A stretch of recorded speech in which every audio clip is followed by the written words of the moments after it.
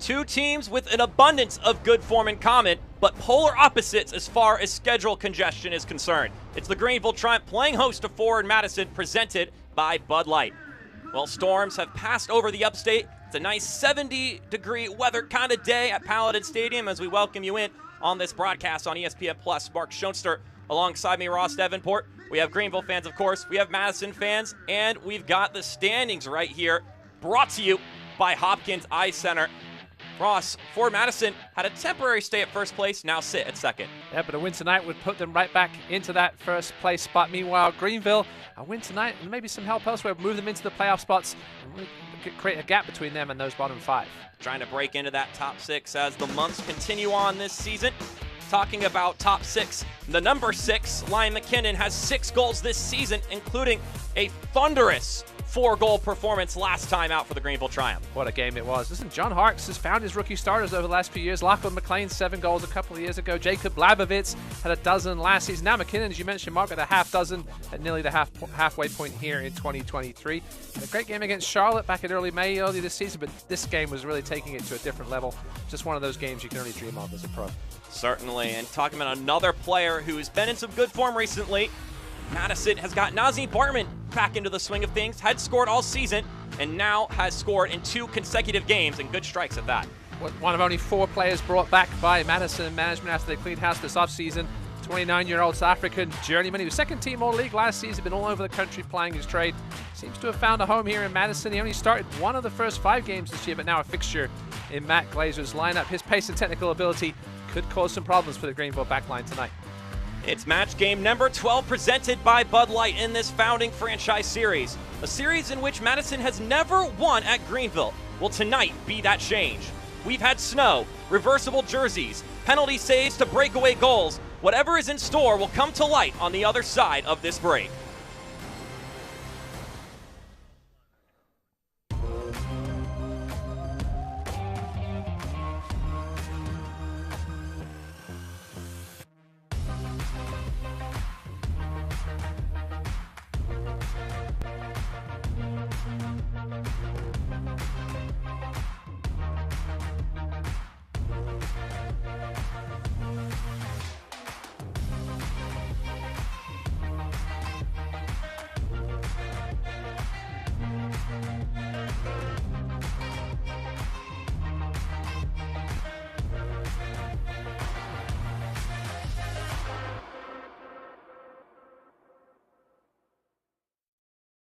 Come see how Dairyland fits your life. With affordable car insurance that fits your budget and 24/7 customer service that fits your schedule. Even if you have coverage lapses or a bumpy driving history, we've got you covered. For 70 years, we've been helping people just like you get the car insurance they need. So why wait? Contact Dairyland today.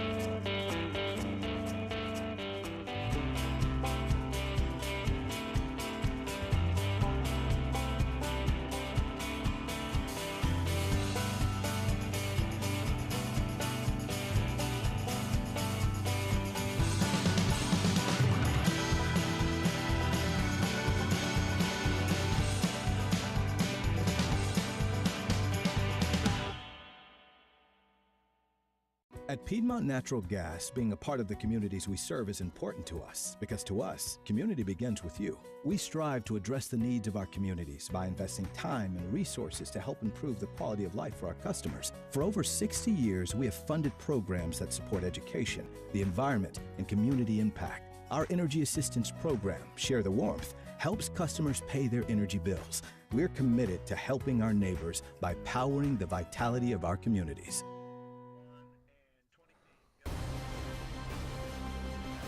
Tonight's USL League One broadcast is presented by Bud Light, proud sponsor of the Greenville Triumph.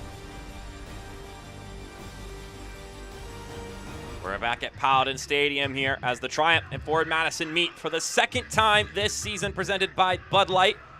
Let's take a step all the way back to the month of April, which is the last time these two teams met. Ross, up until this point, the Triumph had not scored a goal in league play this season. They'd find their first but Madison would also find a couple in this one. Yeah, Greenville were off to a bit of a hot mess start in 2023, are injured all over the place, and they just came up against the Madison team that seemed to finish whenever they needed to in this game.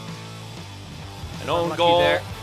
He had a penalty save straight into a goal here, which has now happened in both USL League One and USL Championship. Ross, I know you were a part of the championship edition of it, but Christian Cheney did it first this season, let it be clear. I leave Christian Cheney and Bernd Shipman to give credit on both ends of the ball there. As we take a look at our starting lineups, brought to you by Spartanburg Regional Healthcare System. Ross, John Harkes has got to be rejoicing. It's the same starting 11 as last game. Yep, starting to get healthier and healthier. Tevin Shaw is still perhaps the only starting candidate not healthy, but the only question here for John Harkes is, does Evan Lee step up into midfield as he has done in the last few games, or does he stay back in that back line?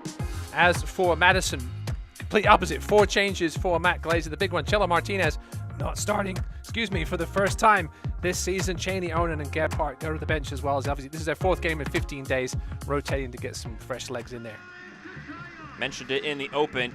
Schedule congestion, entirely different for these two sides. Madison has played twice since Greenville has last played a game, and we are underway here between the Triumph and Forward Madison on this fine Saturday evening. Yeah, looks like Matt Glazer going back to the 4 at the back, perhaps. He hasn't done it much this season. Tinkered with it last year a little bit. But obviously with this game, Mark, I think they're looking to get out of here with a point if they can, with some tired legs, rotating players, especially some big ones. Mentioned Martinez.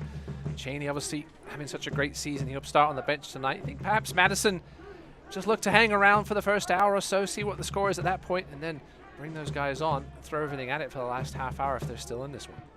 4 changes from their lineup on Wednesday against Tormenta, which is the most change they've had between lineups this season. Matt Glazer enjoyed some consistency this year, something that John Harkes has not been able to say.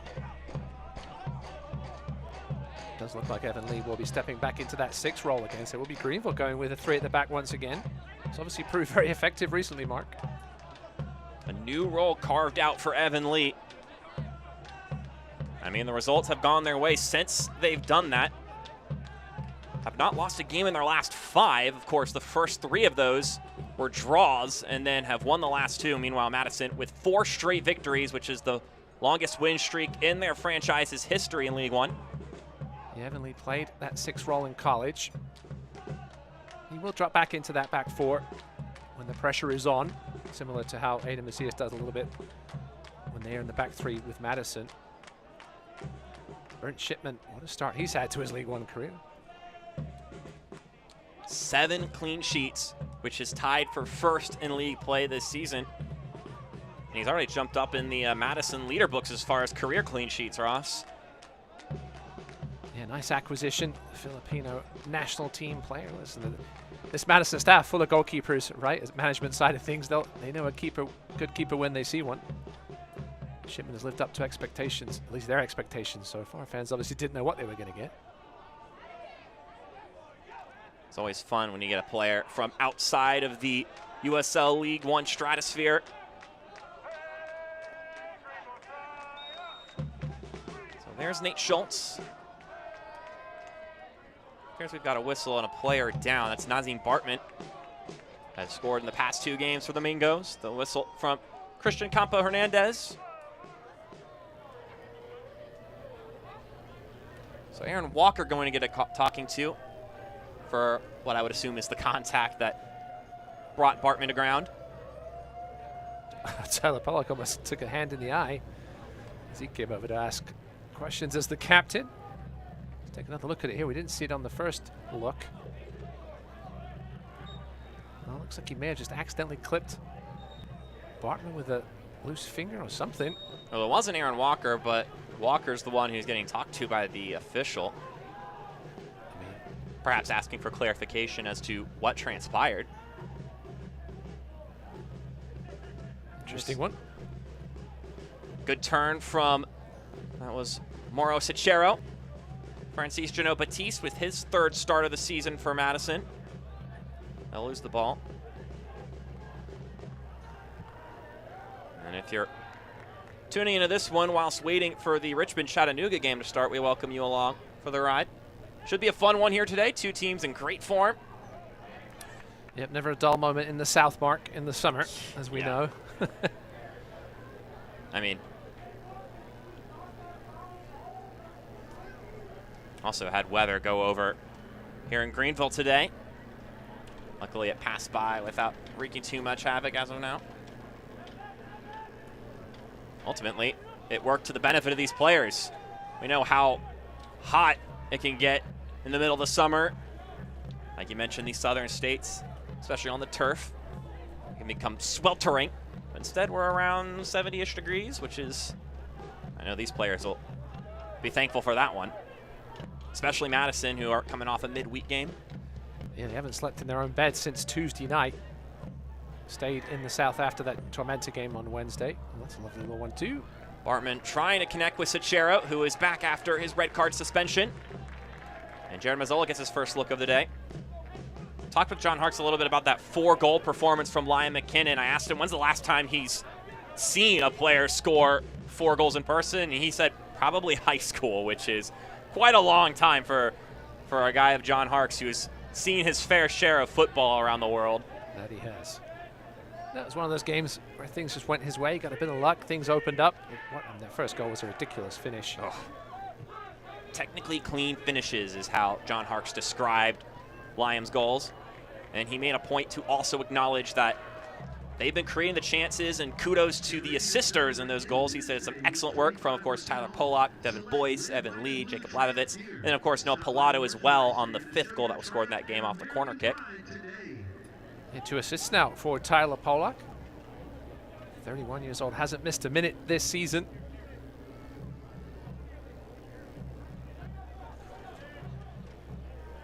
Select, the official match ball supplier of USL League One and many elite leagues throughout Europe. Visit www.us.select-sport.com for the latest Select product specials and more. Select, the player's choice. Booting out the Select ball is Jared Mazzola into the stands. A Madison throw-in for Jake Kroll and company. Madison come into this one very confident on the road. They've only lost 1 away match this season. That was at Chattanooga, but we mentioned this is a strange road trip. I know when I don't sleep in my bed for more than a couple of nights, I get a little restless. See how this game progresses. Matt Glazer wisely choosing to rotate tonight.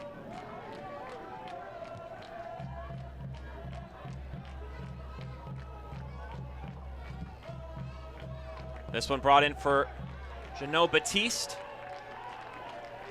And now it's cleared up the pitch. Here's Labovitz. Osmond. Now play to Kroll, who gets the ball out.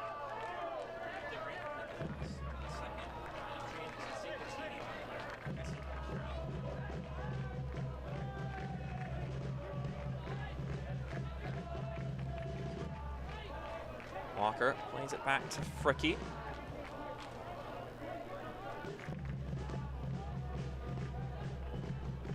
Polak. He's got Boyce there. Now Fricky will blast this one up the pitch, and it'll bounce all the way out for a goal kick. So it appears that there may have been a last-second change. We hope it was nothing too urgent for Greenville. Lucas Coutinho is out there playing. Don't see sights of Leonardo Castro.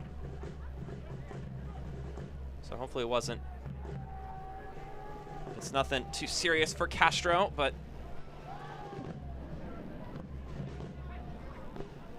last second change. There's Coutinho now giving chase. It's nice though when you can throw in Lucas Coutinho last second, though, or else of course I'm sure they were trying to maybe hold on his minutes. Certainly a very different player than Leo Castro. Coutinho more of a 10 than a 9. Labovitz now turns into that 9.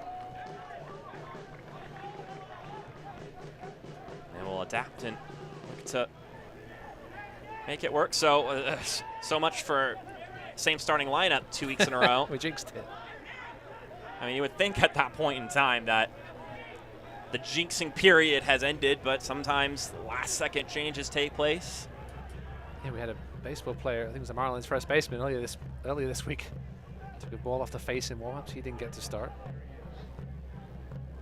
Coutinho trying to pull a fast one on Timmy Mel there, but was not able to get it off in time, so it'll be a goal kick. A 1-0 victory on Wednesday for Madison. They're able to knock off Tormenta. Matt Glazer said you could see the hunger and the buy-in from the guys. He said all the guys think about team before themselves, and that results in incessant defending, which makes it hard for teams to play against us. That's how he described it. They've been working to do that all season, and they have done that all season. I mean, this is a team that's very stingy as far as goals conceded is concerned. He also really loved the goal scored in that match. He said it was about a 16 to 17 pass sequence building up to Bartman scoring. Although, of course, Tormenta had their chances and couldn't put one away, Glazer immediately dismissed that and said, we've been on the other end of those games, so it's good to be on this side of it now.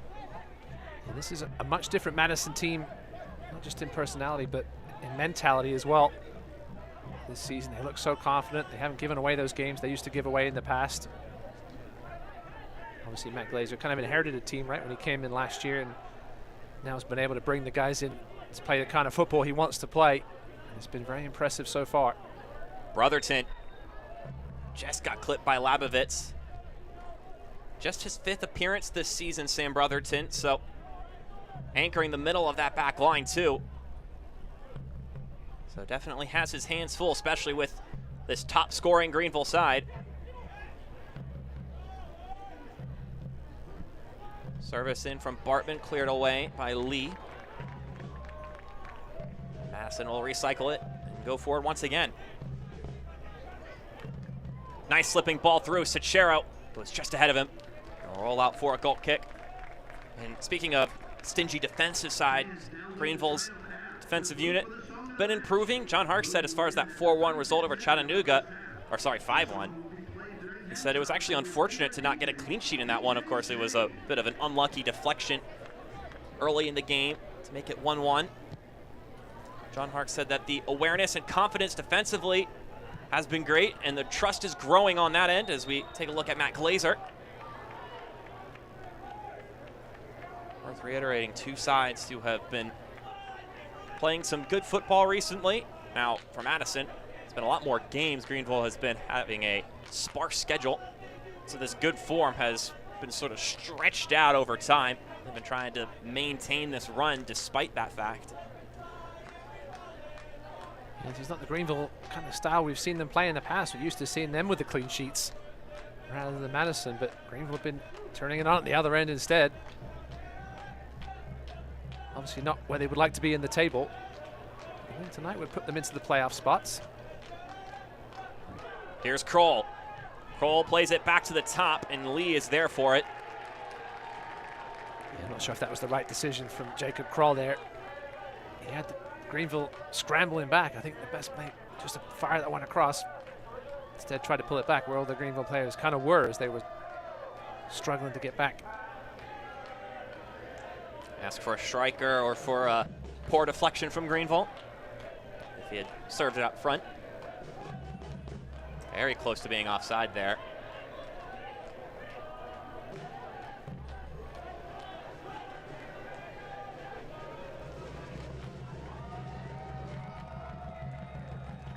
Is that Gio Cañas playing ball boy there? Does work for the Triumph now. Kroll looking to loft this one into the 18. No one within his vicinity. He launches it. Jean Baptiste back to Macias.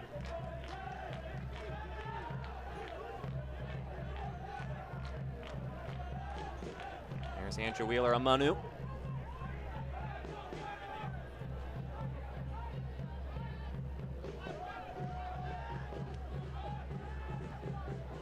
This one we played all the way back to Bernd Shipman, and that's getting a bit precarious.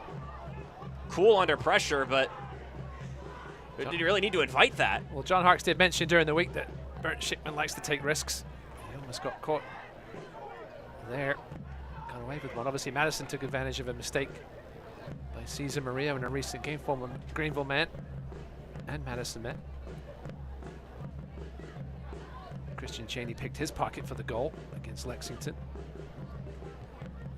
Maria, first player to get to 4 League One teams, correct? Correct. We have a couple of 3-teamers, like Raheem Summersall, who made an appearance against the U.S. men's national team earlier this week.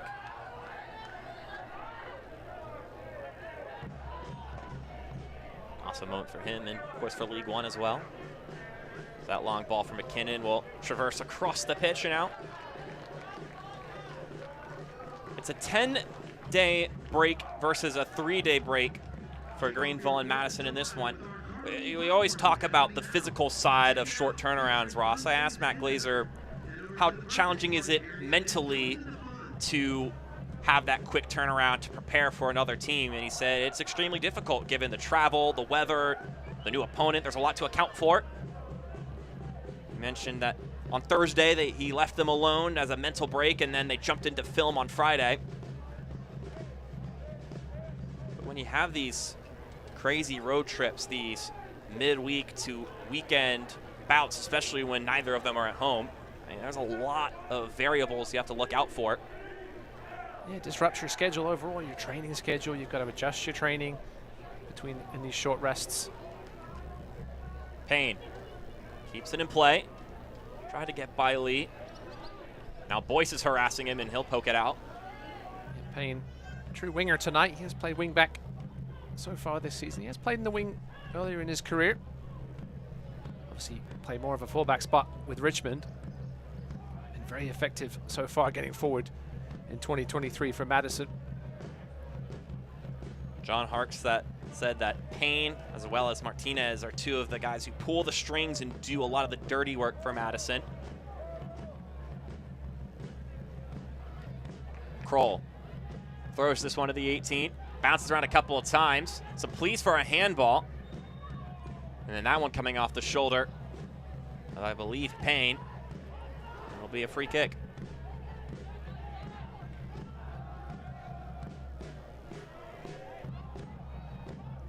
A 4-1 result last time these two teams played.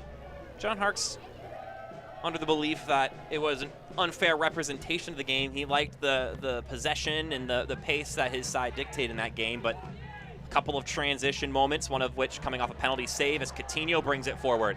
Lucas Coutinho into the 18. Coutinho still with it, squares it centrally, and it's still scuffling around. The follow-through is ricocheted over. Aaron Walker with a chance just outside the 6. Lucas Coutinho turning on the Jets. Just looking to cause chaos with the low ball powered across. This one could have gone absolutely anywhere. It was an amazing diving challenge in the end. See who it was by in a second here. I'm not sure who that got a piece of. I thought perhaps it was Andrew Wheeler-Amunu at first. Either way, last-ditch challenge, saving a certain goal there. So look at our first PNC corners for kids today. We saw a fantastic goal the last time. The Greenville Triumph had a corner kick from this right-hand spot. I believe it was the first corner kick of the day on that one, too. Tyler Pollock to Liam McKinnon. Pollock, more traditional of a service here. And we'll bounce all the way over. And it'll be out for a Greenville throw. Head official saying it made contact with the Madison defender. First real golden chance of the game there. The initial cross from Coutinho could have gone absolutely anywhere, off a body and in.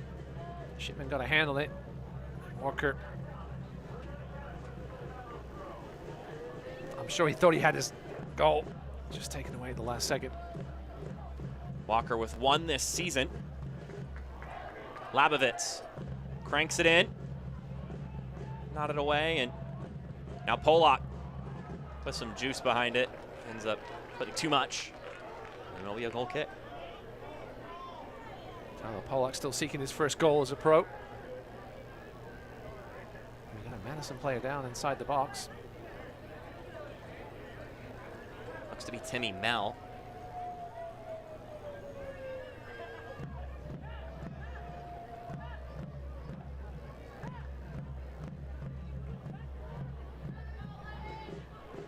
Clutching his chest.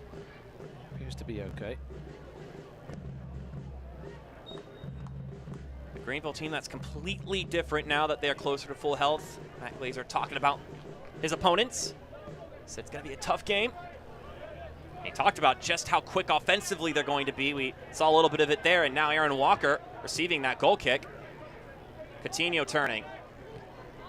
Lays it out to Boyce, and the offside flag goes up. Coutinho was looking for the pass in the channel, but Boyce drifted out wide and into an offside position. Do not want to get this game open early. Matt Glazer saying about playing Greenville. An aggressive side on the offensive end is how he described it. And they're throwing a couple punches here, but Madison withstanding.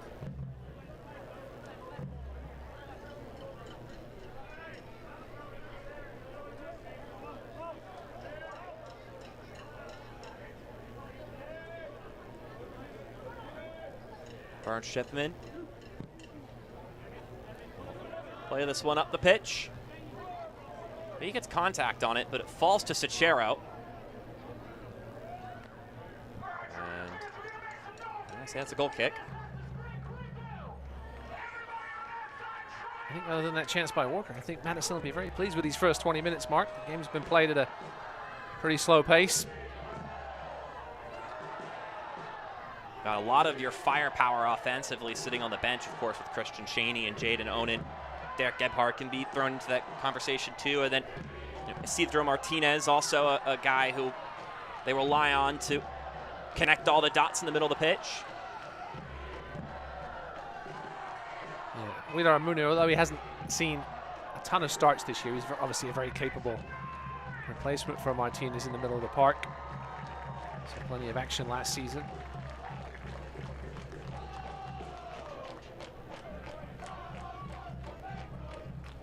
Martinez, though, was one of those sort of sneaky good off-season signings, Mark, that doesn't play a very sexy position as the 6 in sort of that 5-man midfield. That sits a little deeper, but he really is the glue. I asked Matt Glazer about Martinez. This is a guy with a ton of USL Championship caps, and he's only in his mid to late 20s. 130 USL Championship appearances. He said he was a guy we were very fortunate to get in preseason. Late in preseason, he said he makes us stick. He said teams will man mark him and try to get him out of the game, and that opens things up for everybody else. Not in the starting lineup tonight. We'll see if we see him later.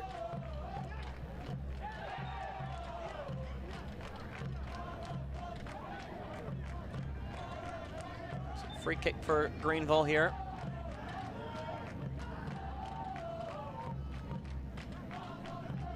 USL Championship acquisitions is Pilato thought about letting that one fly there. At least it looked like it. Taken off his toe. He was about ready to let loose. I was going to say unleash and loose, and got them combined into one mark. Happens to me all the time.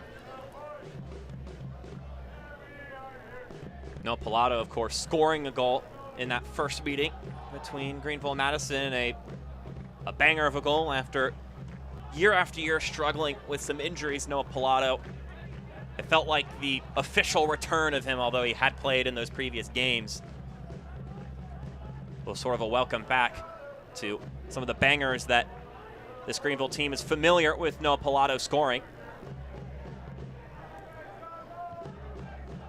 Having lead there at the 6th spot allows Walker and Pilato a little more freedom to push forward when they want to.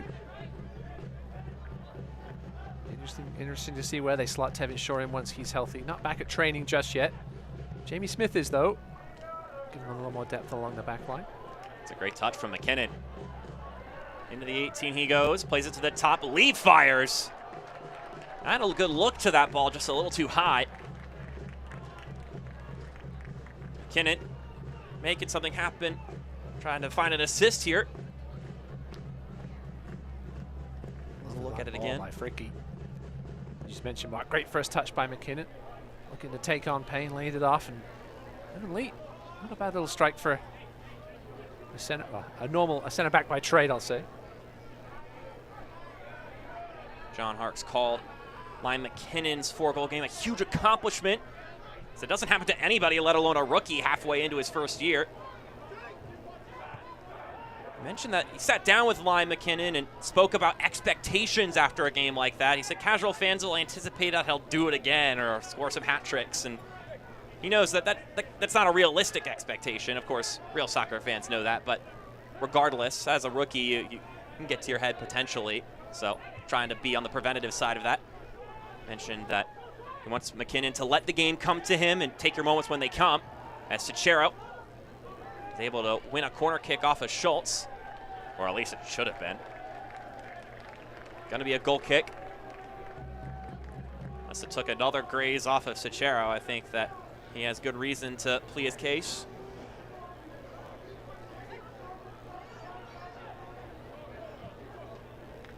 I spoke to Lyon McKinnon after the game on the field, did Greenville media staff, and he seemed a pretty well-grounded kid. He just talked about the team and the win, and obviously a massive occasion for him, but on to the next game. Absolutely. The game is over now, and you're looking for another 3 points here. A big one it would be. Pressure there from Aiden Macias, winning the ball for Madison. Wheeler Amonu, tap it to Brotherton. Actually, that's Mel.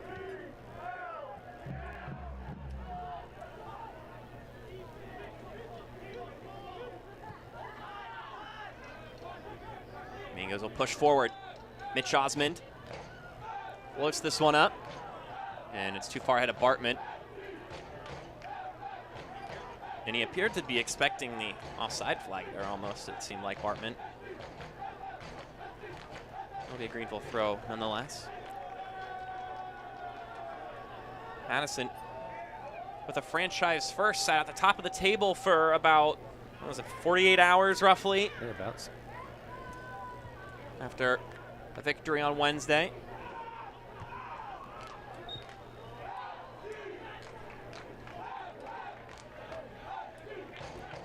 If they win today, they'll be back at the top of the table once again.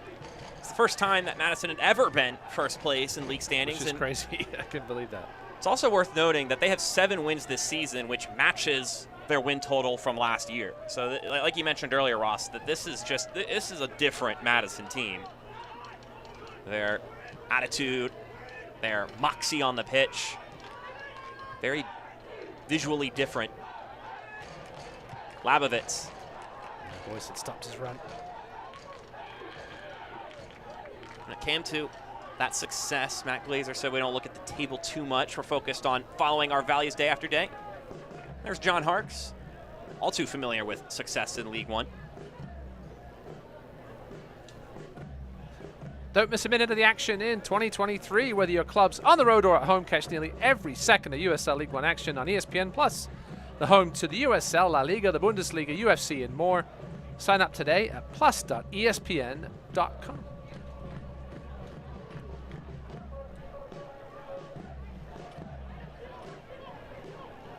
Bartman is able to bring this one down, finds Macias.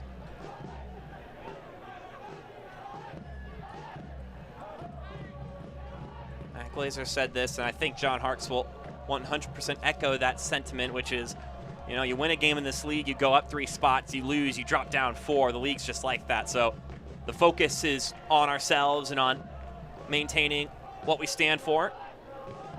Schultz steps in and provides clearance. Such a fickle league.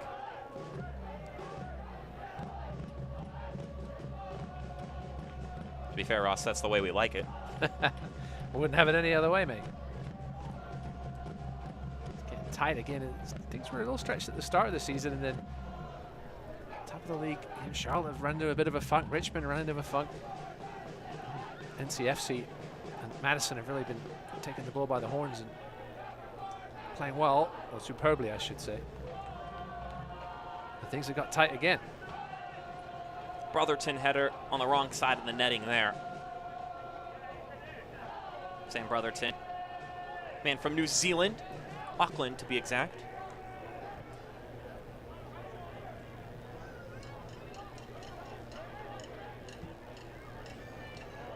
The South Seas pairing at the back tonight with Mitch Osmond.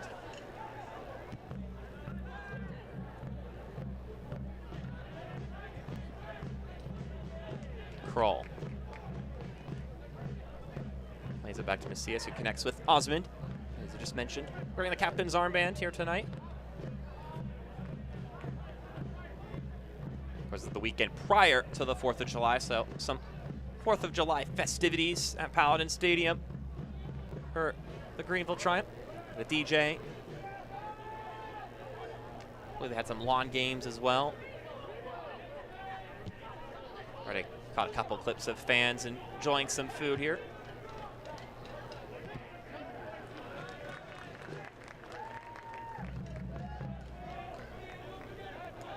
USA will be back in action tomorrow in the Gold Cup against Trinidad and Tobago, who took a bit of a hammering at the hands of Jamaica in their last match, so they'll be desperate for a win.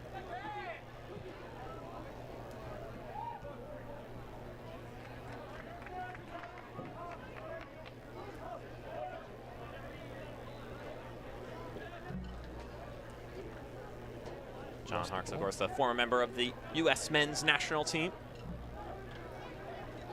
Back in his playing days. And we asked him a little bit about how he felt the overall aura around the U.S. men's national team was right now. He said they're not playing a ton of great competition in this Gold Cup, at least not yet, but it's obviously not the strongest U.S. men's national team they could be feeling, so great to see some of the younger guys and newer guys getting a chance to show themselves. Walker connects with Pilato, who played it back to Lee. Now it's Polak, who returns it to Pilato. Nice tap forward to Labovitz. He's able to muscle it through one defender, but not a second. Some sloppiness here as we cross 30 minutes transpired. Like you mentioned earlier, Ross, just one big chance for Greenville, and that's been about where the chances have stopped for either side. But maybe another one brewing here. Coutinho dances with the ball at his feet. Coutinho fires it, saved by Shipman. Things opened up a little bit there for Coutinho. I thought he perhaps could have gone left. There was more of a gap, but he went right. Ended up getting a shot on target. Comfortable save in the end for Shipman. He looked left. Decided to change his mind. Osman very much giving him the right lane to go through as opposed to making it much more of a challenge on the left-hand side, which probably a wise decision from the savvy defender. That one slipping through for Bartman. Bartman takes a shot, and Mazzola is ready for it.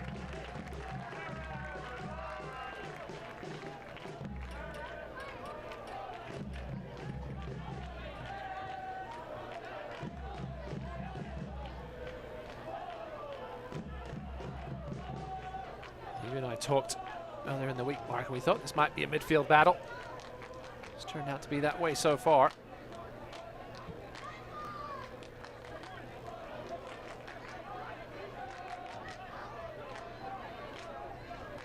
Both teams taking their time to try and unlock each other's middle of the park. Chance for Boyce now. Well, maybe not. Jinxed him.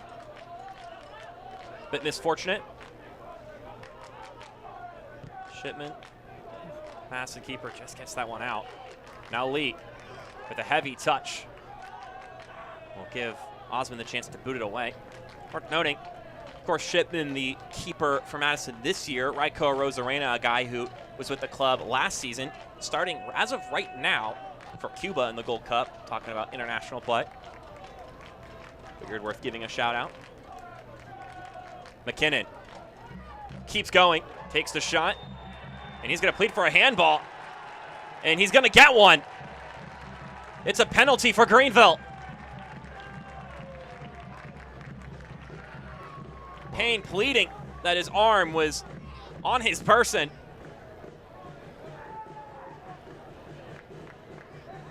Taking a look at it here.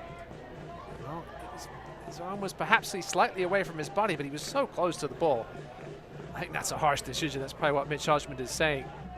He's only maybe 2 or 3 feet. As you can see Mitch Osmond saying there, the distance from the ball. Perhaps his arm was by his side.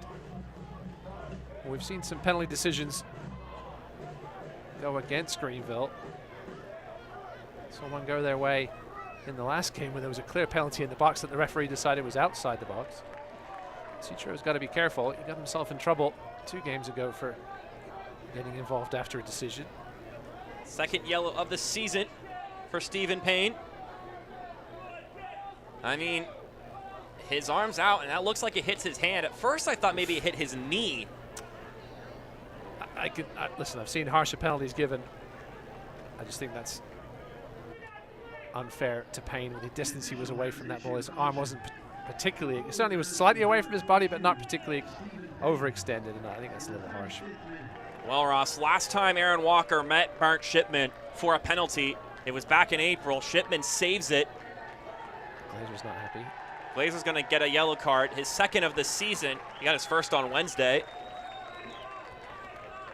As I was saying, Ross, Walker had a penalty chance against Shipman in April. Shipman saves it. Jaden Onen then brings it down the pitch, and Cheney scores. Maybe a chance at redemption here for Aaron Walker. I'm going to say there's going to be a few Greenville players sitting a little further back today with this one. Shipman's a big keeper. Covers a lot of ground quickly. Aaron Walker winds up for this one, and Walker does away with it here. The longtime Greenville man puts his side up front. Shipman went the right way, got a hand on it, but just too much power. And that penalty by Aaron Walker, well struck, just far enough to the right-hand side of Shipman. That Greenville Triumph goal brought to you by YMCA Greenville. And the Triumph at home have a 1-0 advantage. Second goal of the season for the midfielder. And his side, after the benefit of the penalty call, have taken full advantage of it.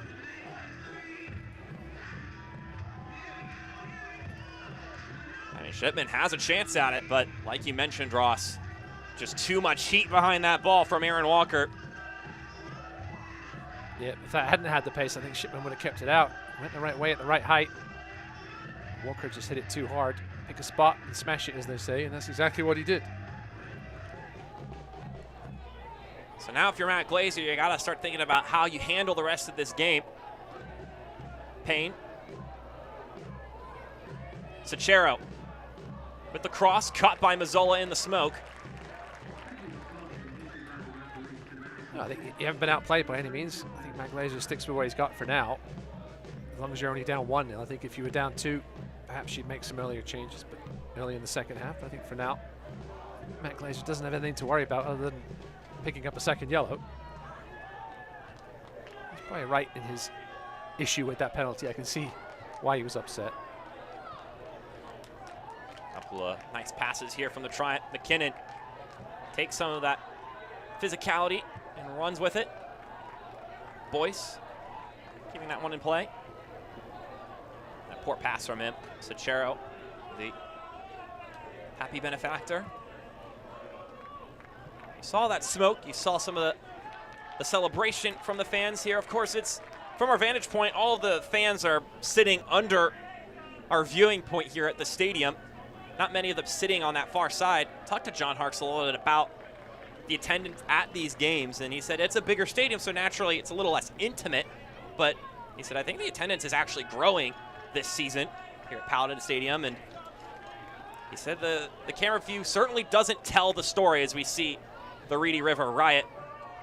He said they've been good. They've been showing up for us and the Greenville Liberty, including on a rainy night, not this past Wednesday, but the Wednesday prior, and they were rewarded very nicely with that 5-1 win over Chattanooga.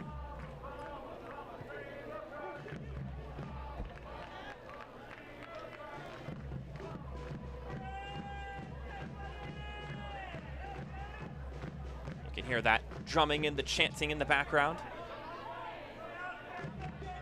And John Harks asking the throw to be taken from the right spot. Jake Kroll was just creeping up the sideline. You know, some of these players just love to push the boundaries there.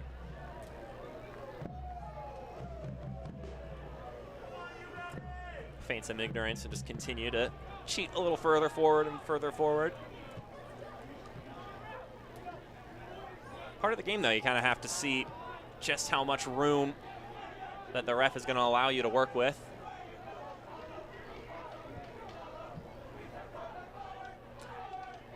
Walker being tugged at there, but is able to retain possession. Well, the Mingos are going to need a goal in this game. Nazim Bartman has been the guy as of late for him. Matt Glazer described him as a guy who can always provide that spark. Mentioned that he made a different move in that goal score on Wednesday.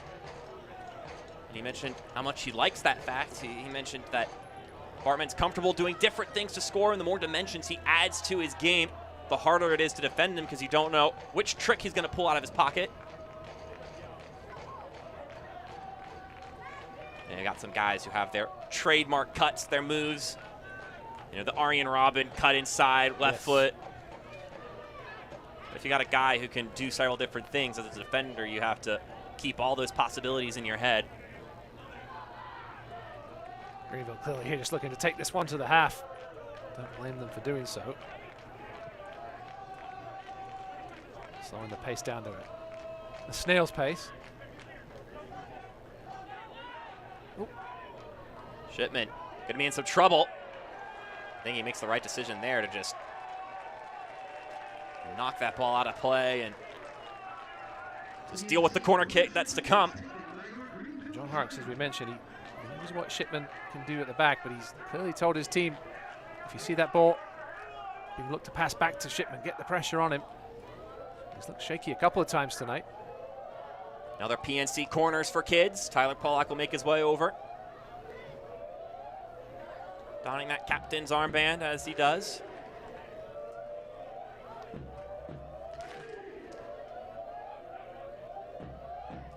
Pollack plays it short. It's Boyce. And a bit of a tussle, and it'll be a free kick for Madison. This segment of the match brought to you by ScanSource, accelerating growth for partners and calling Greenville home for 30 years. That was good work there by Nazim Bartman. Boyce seemed to take the wrong choice, trying to go around the right side. Bartman just bodied him out of it. Good defensive work by the man up top. One thing Matt Glazer mentioned was the attackers coming back to help out defensively this season. He said it wasn't something they got enough of last year. Obviously got off to that decent start, but the second half was just miserable for Madison. Only won one of their final 17 games last year. And that brought in all the changes they've made. As with most teams, a bit of a smaller squad this year. Kroll. And that one bouncing off of Schultz. And it will be a corner kick. First one for the Mingos.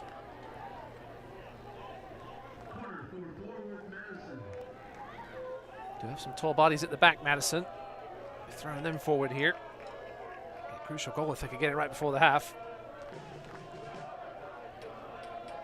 Cicero's not short either.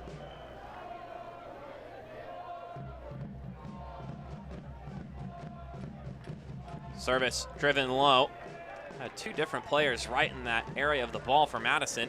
Both Jano Batiste as well as Brotherton. Not too much harm on it. See Greenville trying to get their marking sorted out. As these players get healthier for Greenville, some of these veterans return, likes of Aaron Walker, Brandon Fricky, Evan Lee, all guys who've missed a spat of time. Evan Lee, for the most part, has been around, though. Nate Schultz returning. John Harks mentioned that we're seeing the shape of the team take form. The players are stepping up. He said it's coming real good right now as far as results are concerned, but we got to continue it.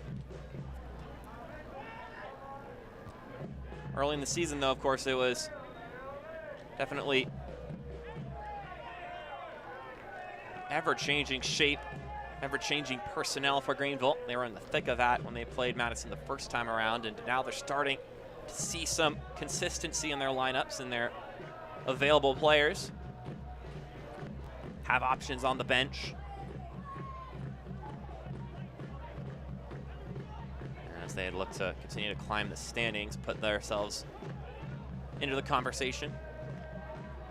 The thing that John Harks wasn't happy about is that they're starting to get healthy, and now they've only got a handful of games. They've got 2 weeks off after this. Yeah. Or 1 week off. They don't play again for 2 weeks, I should say. They'll host Knoxville, and then a trip to Charlotte 4 days later. So they will have 3 games in the space of 8 days after that. Tough road trip. Charlotte, Tormentor, and Madison in a row to finish out July. Of course, you want to be playing games where you're in good form, but if you want to play the glass is half full, you do have these players who are starting to find recovery and return, as you mentioned earlier.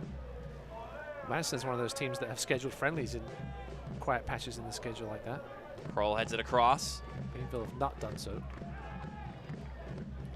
Labovitz will look to give clearance, and he does. It's Coutinho. Maybe looking to create something out of nothing. Macias thought about the cross and instead will switch it over to Payne. Speaking of friendlies, Madison will take on Atlante FC July 20th of Mexico's Liga de Expansión on a Thursday.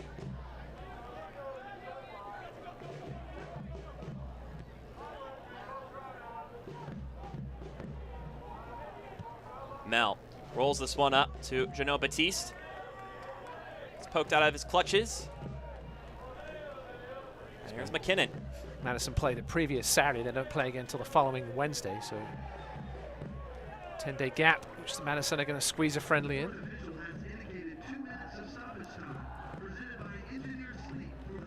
And we've now got 2 minutes of stoppage time here for you. Stoppage time brought to you by Engineered Sleep, the best handmade mattresses in town. Visit engineeredsleep.com for better sleep. And once the 2 minutes transpire, Ross will go to halftime and give you some highlights, but we'll also talk a little bit of milestones. So be sure to stick around, keep the stream up. Yeah, it's been a fun series between these two sides. It didn't start off fun. 3 of the first games, I think, were 0-0 of the first 4 games. We had the snow game, which we'll recap, and other gems from this series. I think if things hold here, I don't think Madison can be bitterly disappointed at this first half. They'll obviously be a little unhappy at the score, the manner of the goal, but they've certainly been in this game. Greenville haven't looked particularly dangerous for the most part. Pollock across the center, just too far ahead of Fricke. Just had that real golden chance from Walker that was deflected over. Other than that, Brent Shipman hasn't had a whole lot to do.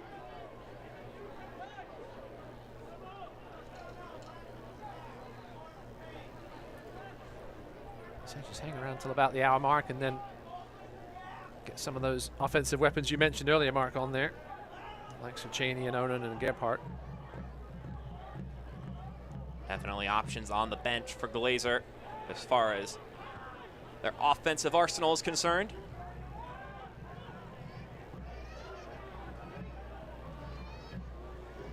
Mel forward to Jeannot Baptiste. I think he was onside there despite some hands going up. I would agree. Couldn't keep it in his possession though. Jerome Mazzola, he is quick off his line. I'll give him that. He's got a huge boot in him, which maybe we'll see here. That we will not. And that is the halftime whistle here. A handball inside the penalty area from Stephen Payne. And a redemption penalty put away by Aaron Walker. Puts the Greenville Triumph up 1-0 over the Mingos here after 45 minutes of action. Then a competitive one. And that trip to the spot is the difference between the home side and the visiting forward Madison. 45 more minutes to go in this one. But before that, we've got our halftime content coming your way on ESPN+. Highlights, milestones, news and notes, and more. We'll see you then after this break. We'll see you then.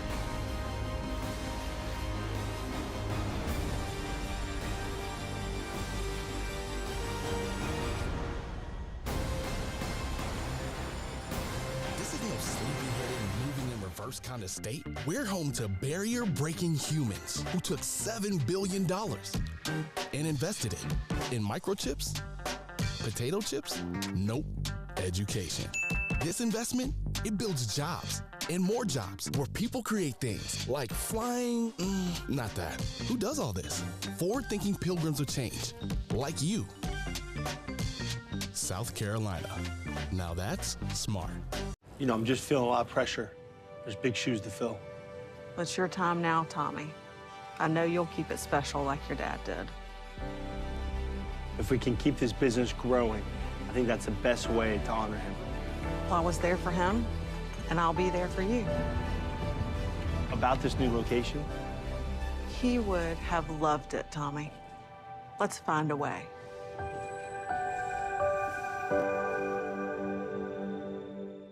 We started thinking about new locations where we need to be. As Spartanburg just made sense because we already had all the connections from 25 years ago, and still currently. I mean, we do a lot of business out of Spartanburg. But we really, really like to pour into our loan officers and to our operations staff. But, I'd love for it to be, another one of our main branches. Whenever the Greenville Tramps score not 1, but 2 goals during any home game, fans score big with 10% off on all fresh, scratch-made food at Habitat. Just grab a table, show your game day ticket while wearing your Triumph gear. Don't forget, you can always come cheer on the team while watching the away games during our watch parties. Habitat, proud sponsor of the Greenville Triumph. 1-0 your scoreline here between the Triumph and Forward Madison. Got some content here for you, so let's dive right into it. Starting with Wednesday's fixture, the reigning champs hosting Forward Madison, coming into the game on a 3-game win streak, looking to make it 4. Maybe they'll find it here. Stephen Payne feeds Nazim Bartman, gives a nice step and a tidy finish to give the Mingos a 1-goal lead on the road. And that 1 goal would be all they needed to find 3 points. And for the first time in their club's history, the top of the USL League One standings. But pending that the Friday game ends in a win for either side, they wouldn't be at the top spot after this match. The Dogwood Derby, North Carolina FC thinking about first place. This shot from Cervania spills out from Pack. And Alex Anderson says, don't mind if I do, playing cleanup here. Now, Ross, we're about to see the second goal from Alex Anderson, and it's a fantastic one. I don't think we really need your analysis for fans to know. But anyway, explain away just how amazing this finish is. Yeah, Garrett McLaughlin looked dead to rights with his back to goal 20 yards out, but what a bit of improvisation. The back heel and the smash home by Alex Anderson. His 6th goal of the season, a brace and a victory for North Carolina FC. John Bradford's side claims first place in the standing. Now, last weekend, League One Twitter tweeted about how this was the 200th goal this season, and what a significant goal it was. Siobhan Marsh, down 2 men in stoppage time, was able to find an equalizer at home to salvage a result. I mean, just what a fantastic goal to be number 200. Yep. Chattanooga with their new coach found themselves down in this game, and Siobhan Marsh just jinked through the defense and rolled it home inside the far post to tie this 2-2 in as late as you can get, Mike. Surely a fitting 200th goal, but what was goal number 100 on the year? I don't think we touched base on that earlier this season. And in order to find that out, we're going to go to City Stadium, where Carlton Belmar, with 99 goals on the season, number 99, would score the 100th one, Ross. Maybe some similarities here, too, between this goal and some of the other ones we've already seen today. Carlton Belmar started this one off with his own little back heel and then finished it off nicely at the far post. Since we're at it here, we're talking milestones. Let's go through League One history milestones, starting with last season in the playoffs, goal number 1,500. Keziah Sterling would find a victory on the road that would send Tormenta to the final. He scored a ton of goals in the playoffs. He did. He also scored a ton in the regular season, but this was the most important one he would score in 2022, taking his team to the championship game. This would send them to that final, which they would eventually win. And now let's go to this season once again to find goal number 1,600 in League One history. Now, this isn't actually 1,600. This is goal number 1,599. Trevor Ahmed with a goal against the Mingos, and would look to find 1,600 later that day. He'd get tripped up by Timmy Mel for a penalty. Surely this will be goal number 1,600, but Bernd Shipman had other plans in mind. But Ahmed is determined to find a brace of this game, determined to find goal number 1,600. And what a fantastic strike here, Ross. Yeah, Shipman couldn't do anything about this one. Watch this first touch by Hammond to make space for himself and hammered it home with his left foot. He's had a great season, as have Noko. Was able to find a victory, and then just this last weekend, we had goal number 1,700. Ross, you'll be familiar with this one. Ilya Illich, with one of the 2 new clubs this year, finds the goal. And what was a flurry of strikes for one Knoxville in this match. It was. Richmond just going up the pitch a little bit. Ilya Illich with a superb turn, and the former championship man with an equally as fine finish. A 2-2 result in that game. As far as our broadcast here, we're going to step aside briefly. News and notes, on the other hand, on ESPN+.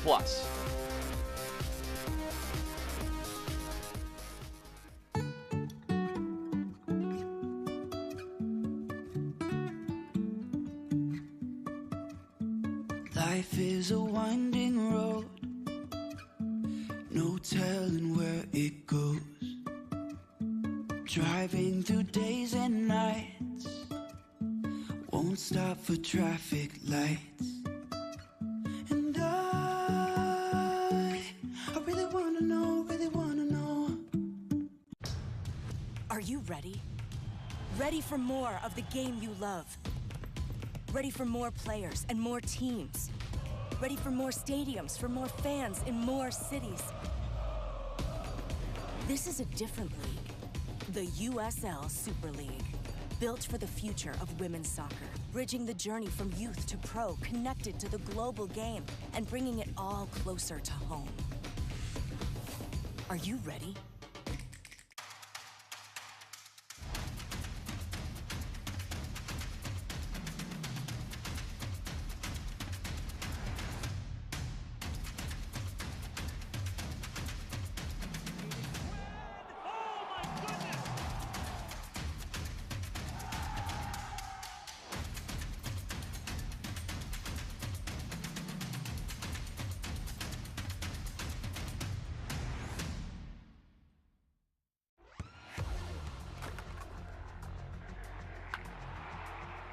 We all have goals. But let's be honest. Most of us aren't going to be professional athletes. But if your goal is to finish your degree, we can help. Come to a university that puts your goals first. Bellevue University, your partner in finishing goals.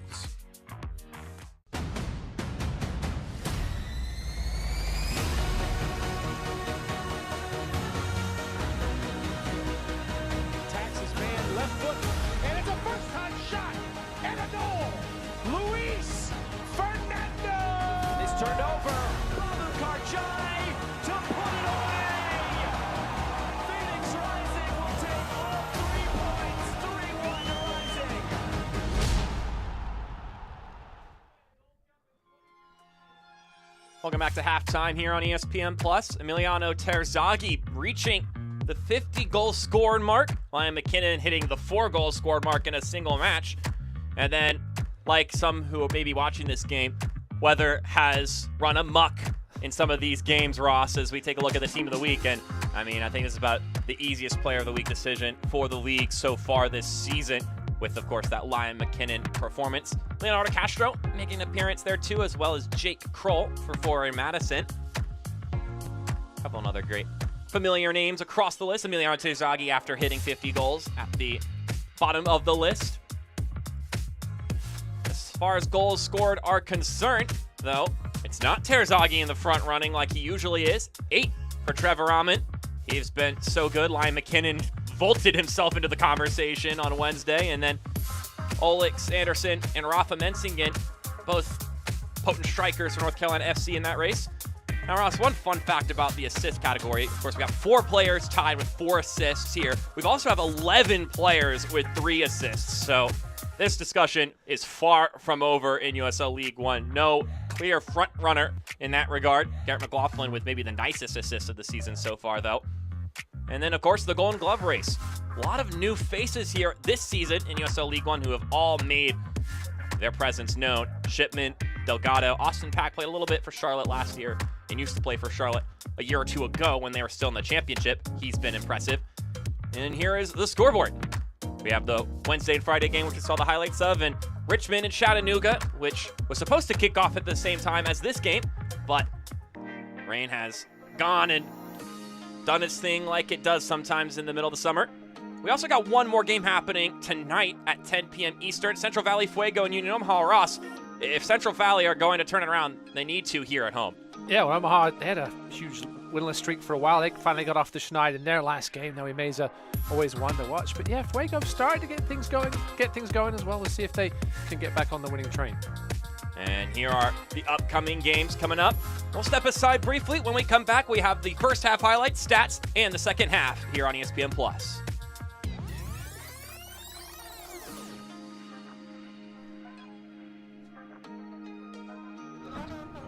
Thank you. Hey, excuse me, are you ready? Can I order now?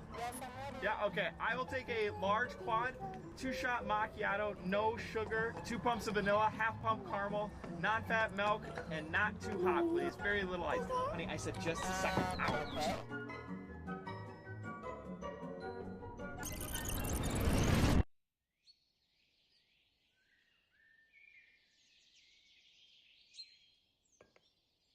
It's not about building a home in just 30 hours for a deserving family with Habitat for Humanity, or about building homes for a national television competition.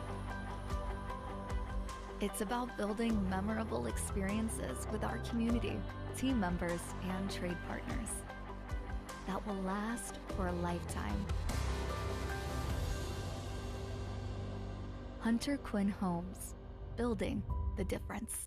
This is no sleepy-headed, moving in reverse kind of state. We're home to barrier-breaking humans who took $7 billion and invested it in microchips, potato chips, nope, education.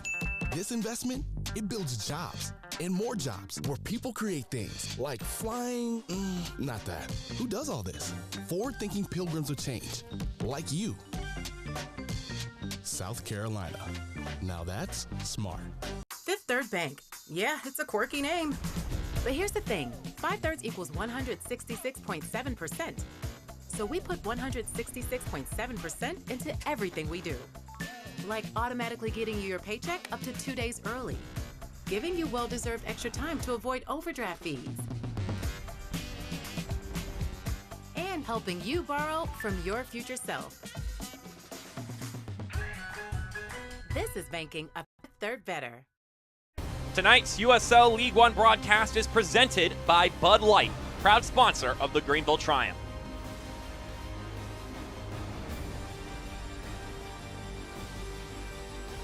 So, the halftime break has concluded here. Mark Schoenster alongside me, Ross Davenport. Let's take a peek at the first 45 minutes in highlight form. Not a ton of chances in this game, but in the 17th minute, Greenville had their best in the run of play. Lucas Coutinho with this run down the right-hand side. Yeah, Coutinho, the late substitution before this match started into the starting lineup. Shipman with actually a good stop there, and then an amazing diving stop. It was Wheeler Amunu at the last second here diving in, or if it was one of his fellow defenders. And then in the 35th minute, the moment that changed the scoreline of the game, this handball from Stephen Payne. I think Mitch Osmond was probably trying to say that it wasn't in an unnatural position, right? It wasn't superbly far away from his body. And I think it was a little harshly done by there, Stephen Payne, but Aaron Walker doesn't care. When the chance comes to you, you take advantage of it. Here's the halftime stats brought to you by Warehouse Services Incorporated. The expected goals, Greenville 1.08 to Madison's 0.14. Of course, a lot of that expected goal going to come when you take a trip to the penalty spot. I think I said to you, Mark, during the break that if it wasn't for that penalty, I think Madison would be very happy with a 0-0 at the half. Greenville haven't been particularly dangerous going forward for the most part. Most of the game has been played in the midfield.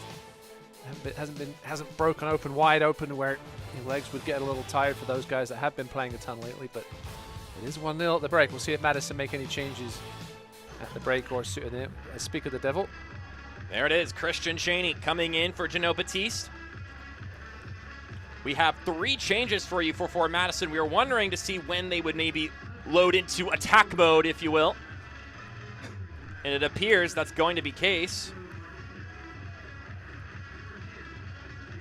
So Jaden Onen will come in for Mauro Cicero. And then Isidro Martinez will come in for Macias. And we're underway with a reloaded Madison side. Can they find a response? Well, I thought Glazer might wait a little bit longer, but he's not going to wait any longer. Making these changes at the half. Martinez, as you can see on now, he'll cause some havoc. No waffling about from this Madison side. They're just going to get straight to the point. They know they need a goal, and they're going to utilize all 45 minutes to find it with their most talented goal scorers, of course.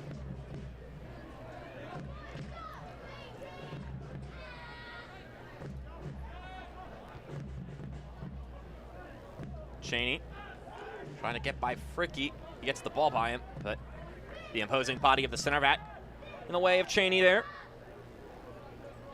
6'2" striker. 5 goals on the season for him. He leads the league in shots taken with 42. Just 1 shot ahead of Rafa Mensingen.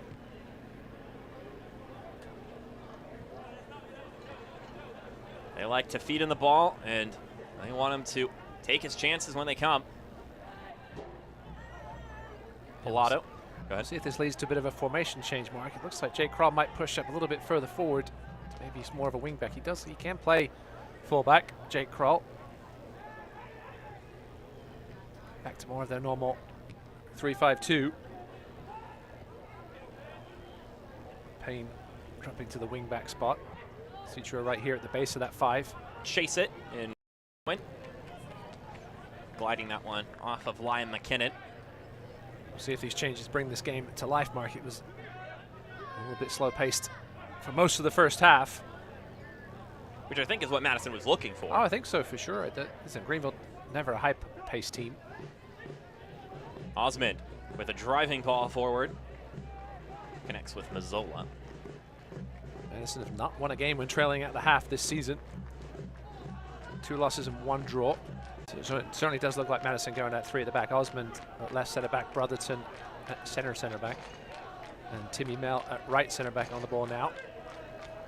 A bit more familiarity with how they've been playing all season for the most part. We'll see a few more familiar faces on now with the break.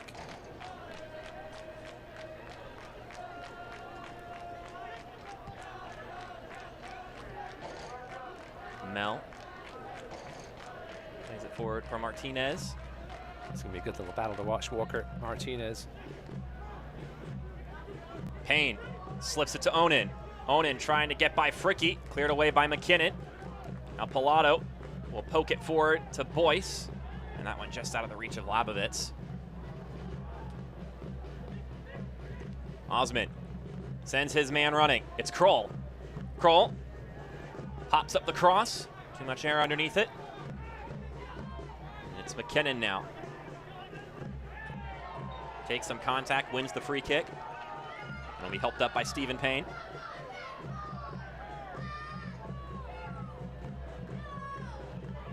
Worth noting, has a yellow card in this game due to that handball. Have to be careful.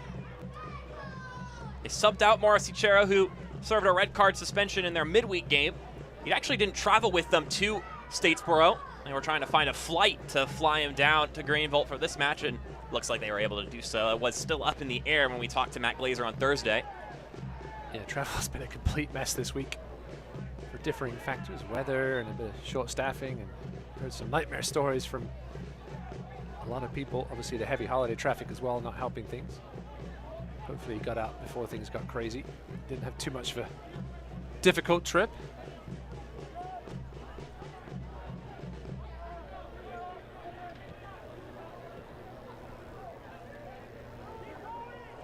Former Greenville staff Marion Crowder, who made her way down for our broadcast on our side of things this weekend, was also in the thick of that airplane nightmare. Well, she had to come in this morning because the flights yesterday were so expensive. But good to see Marion again, former, as you mentioned, former Triumph staffer.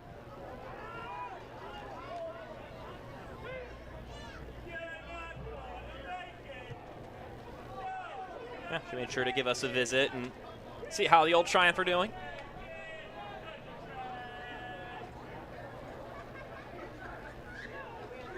All about the culture in Greenville. Uh-oh. Pilato gets a tug from Brotherton, and I mean, you're going to expect a booking here. At least he was very lucky there. He had some help back. Pilato picked his pocket, was looking to go the other way. Brotherton with a smart decision. Polak wants the red. He's not going to get it because there was Madison defenders in the vicinity. So it'll be Brotherton's 2nd yellow card of the season. It's his 4th start, 5th appearance of the season.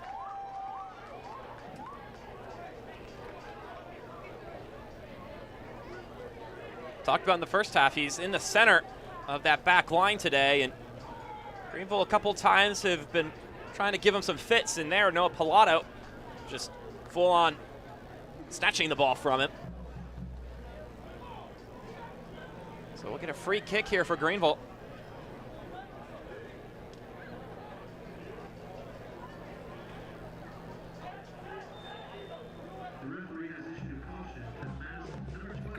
6 touches in the opponent's box so far tonight. Madison with 12. Walker all by himself from the dead ball. They'll play it over to Polak. Polak with a good step. He'll switch play, but couldn't get enough air under it. Pilato will find voice though. Bit of a waste of a free kick in the end. Polak having to go onto his weaker right foot. Not the delivery he was looking for, I'm sure, or the idea behind that set piece. Lee trying to get the touch and run around Mel. Good work by Timmy Mel.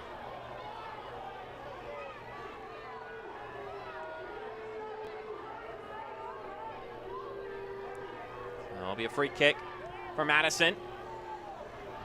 Here we're potentially 15 minutes away from a kickoff in Richmond. An hour and a half late or so there. Almost 3 full games in tonight, Mark, if you hang around. A little back-to-back-to-back action, sort of.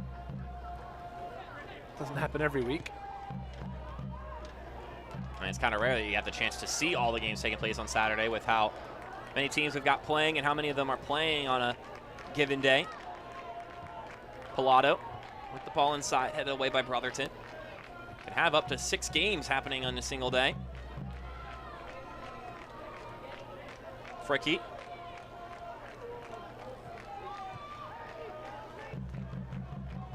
I want to roll out of play. I said it in the first half, 7 wins for Madison this season, which matches their 2022 season total. We talked about just what's been the big switches this year for Matt Glazer's side. He said it's still early in the year, but after last year, he went back, analyzed the season, and the 2 big things were the style of play and the personnel changes. So first off, we focus less on a particular formation or a specific tactical approach, and instead focused on the more macro side of things, as Labovitz has a chance, but Shipman gets there first, stamps his boot on it. Yeah, good work there by Shipman, committed to it. Had to get there quickly. As Labovitz was bearing down on goal. Beautiful ball over the top. John Hawks has wanted a little more of that from his team this season. Get behind.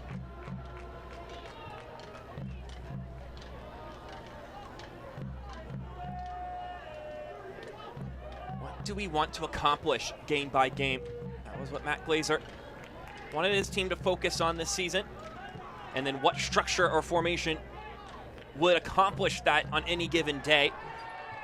Not trying to fit square pegs into circles and work with the personnel that they've got. And of course, personnel was the second part of that, as we get a whistle from Christian Campo Hernandez, our head official. What's going on here? Some chirping between Liam McKinnon and Stephen Payne. Helped him up earlier. Not something you normally see, away from the ball on the complete opposite side of the pitch. Obviously, the 4th official may have got a good look at it. We'll see if he's not going to have too much of a chat with referee Campo Hernandez. Payne 26 years old to Liam McKinnon's 23. You mentioned Stephen Payne's got to be careful. He got the yellow card for the handball that resulted in a penalty.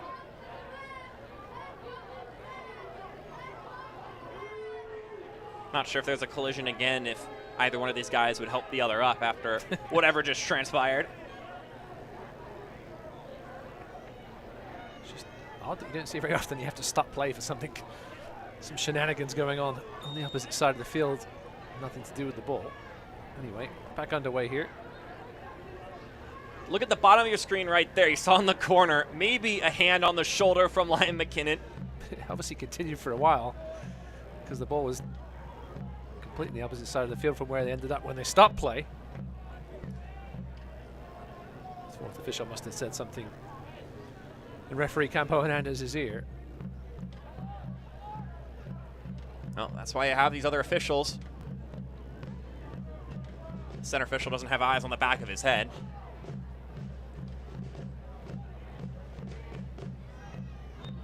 So that looked like a bit of a high boot there. Stephen Payne, one of the many personnel additions to this Madison side. You mentioned in the open, only 4 returnees from last season for the Mingos. A big change that this Madison side felt they needed to make, and it's paid some dividends. I've seen the success early this season. So we're actually going to go back to the original starting lineup. Leo Castro going to come in for Lucas Coutinho. So usually when you have a last-second lineup change, it's usually because of a knock in warm-ups. The substitution brought to you by Spinks. I'm not sure what happened there. Maybe Castro showed up late or something. Who knows?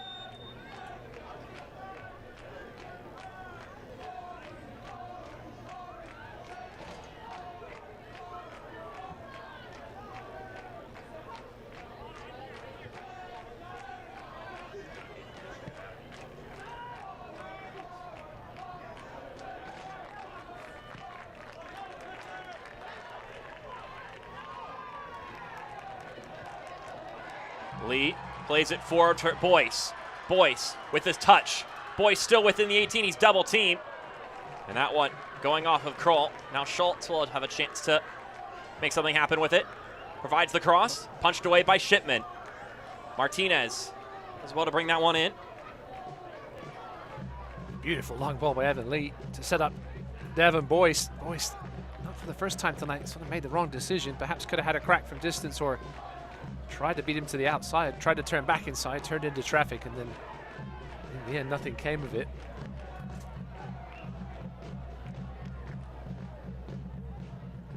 See, perhaps if we see Burton Evans coming in a little later in this one. Perhaps Gavilanes, she'd have to think at some point as well.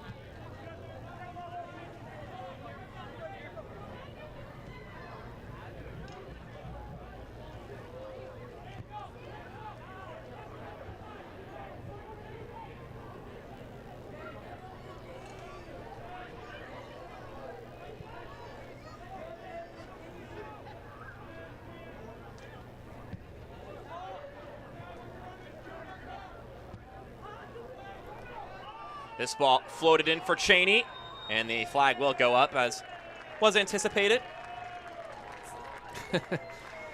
Cheney disagreeing with the decision, but let's go back and take a look at that beautiful setup by Evan Lee, playing the 6th role tonight. Lovely through ball to Boyce. It was a beautiful first touch. I thought he was going to have a go from here, tried to turn back in, but that was where the help was. Ended up being double teamed.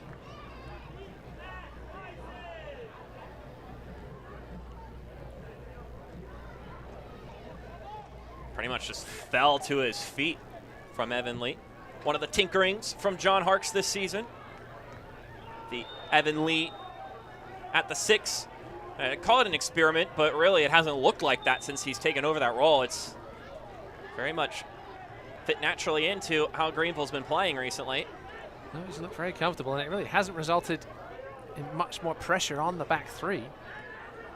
Obviously, 3 very capable defenders. Nate Schultz kept hold of that right back spot, even with Noah Frankie being healthy now.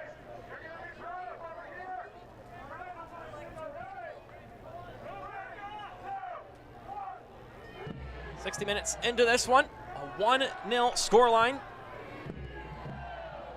Penalty from Aaron Walker in the first half. As Greenville has a chance to push forward again. Labovitz to McKinnon. Ryan McKinnon cutting inside, still with it. Trying to nutmeg Martinez. Still fighting for it. McKinnon gets tripped up. Ref stays withdrawn. Now Cheney. Gets that one poked away. Now Bartman. Play that one back for Kroll, and things will slow down a tad.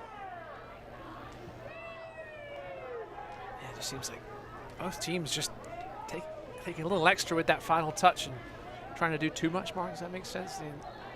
Instead of perhaps having a crack, trying to get that rebound. Cheney looking to bring that one in. Couldn't quite do so effectively, but it will be a Madison throw.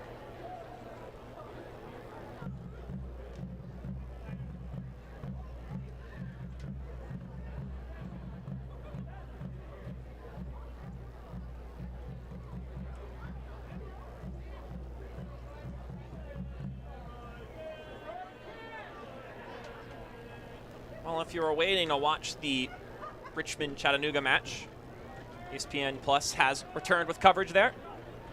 Here's a shot rifling towards goal. It's off the mark. Jello Martinez, he can do that. It might get a deflection. It will be a corner kick.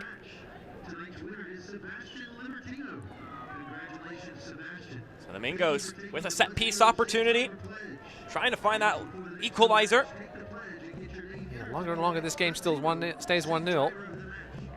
Fancy Madison to find an equalizer rather than Greenville finding that second goal. They're going to start pushing bodies forward.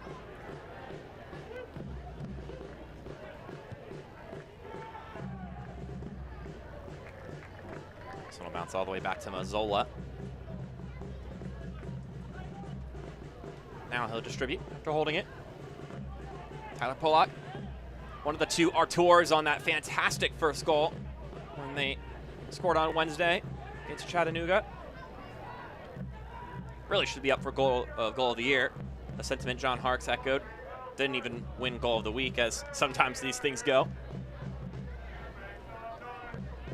I think this is the second time this season John Harkes has kind of brought up that, and I brought to you, Ross, that the true soccer people know the quality of the goal. And that's what matters, is Derek Gebhardt makes way for Sam Brotherton, or the other way around. Well, this is an interesting substitution, Mark. A wing back coming in for a center back. We'll see what they change here a little bit. Gebhardt been a fixture on that left wing back spot. Perhaps Kroll now pulls back and plays his more center back role. Kroll, Osmond, and Mel for sure. That would make sense. Nice to have flexible players, though, like Jake Kroll, who can play in a three-back system and also go forward if they need to.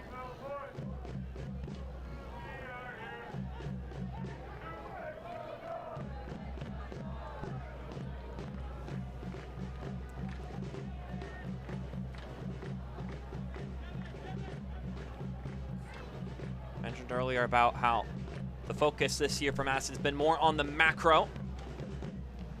Matt Glazer wanted to make sure it was not misunderstood. Structure is still very important for this team. It's just not one particular structure that they're constantly going to emphasize. Got a handball here. That's one thing about the 3-5-2. You can really move things around from that midfield. You can push those extra bodies forward, create havoc. All parts of the pitch from left to right. And you talk about guys like Jake Kroll, who can make the shape change to whatever best suits the 11 guys on the pitch. I wanted to say that culture is another very important part about this team's success. He said that in League One, it's vital to have a good culture. He mentioned he has a couple of good leaders in the team, of course, led by Mitch Osmond. He mentioned that guys have bought into the method, and that's more important than anything else. I think John Harkes would echo that culture is a very important thing for a club. I know Darren Sawatsky is a big proponent of that as well. Some coaches who have found consistent success in USL League One. Especially in League One, where the talent level is so tight, the league's so tight. If you have that little extra edge in the culture department, it can make a big difference. Especially now with the CBA limiting squad sizes. That smaller squad, if you're not getting along, it's going to be magnified even that little bit extra. And given the parity in this league, every single team, all 12 of them, are going to run into rough patches at some point in the season. And in those moments, how you react to it, how you handle it, is really important. Greenville started off the year in a sort of funk, sort of predetermined for them given their health and availability. And they've come out stronger and closer. Labovitz launches this one to the 18. Careful, Shipman. Able to palm that one away and throw a little elbow on Leo Castro. Could have fallen to the feet of someone in green, though. It's a risky move. Madison with 68% possession here in this second half, but yet to have a touch in Greenville's box.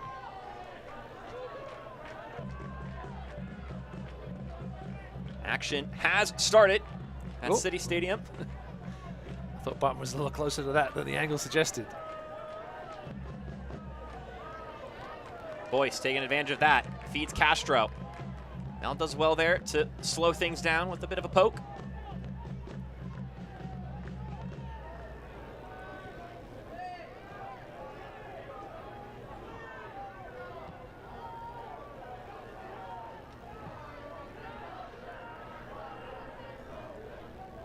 See there, the late game tonight. Central Valley versus Omaha. Two teams that could certainly do with 3 points. Omaha did get it in their last game.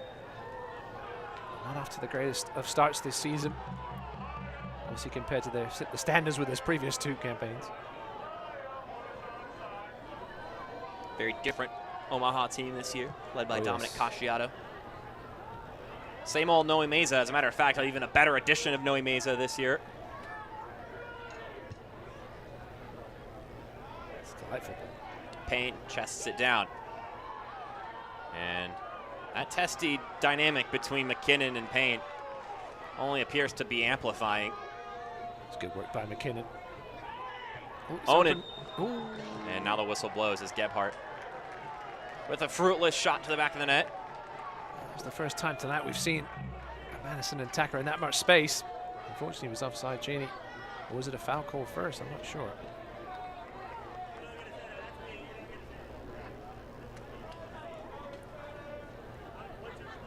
So I think it was a foul perhaps before it. Definitely wasn't offside. Everyone was very much behind that Greenville back line, or in front of it.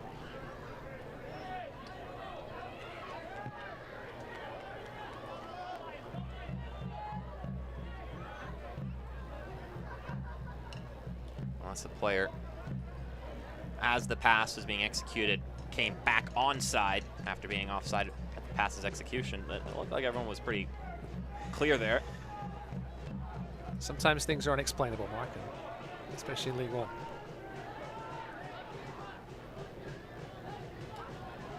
McKinnon is able to take hold of that ball. McKinnon still with it.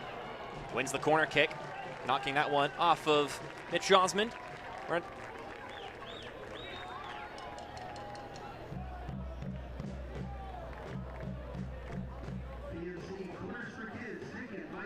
We're going to get a PNC corners for kids here for the Greenville Triumph. Got another, trying to get another look at that one. Devin Boyce not in a hurry to take this corner as we approach 20 minutes remaining.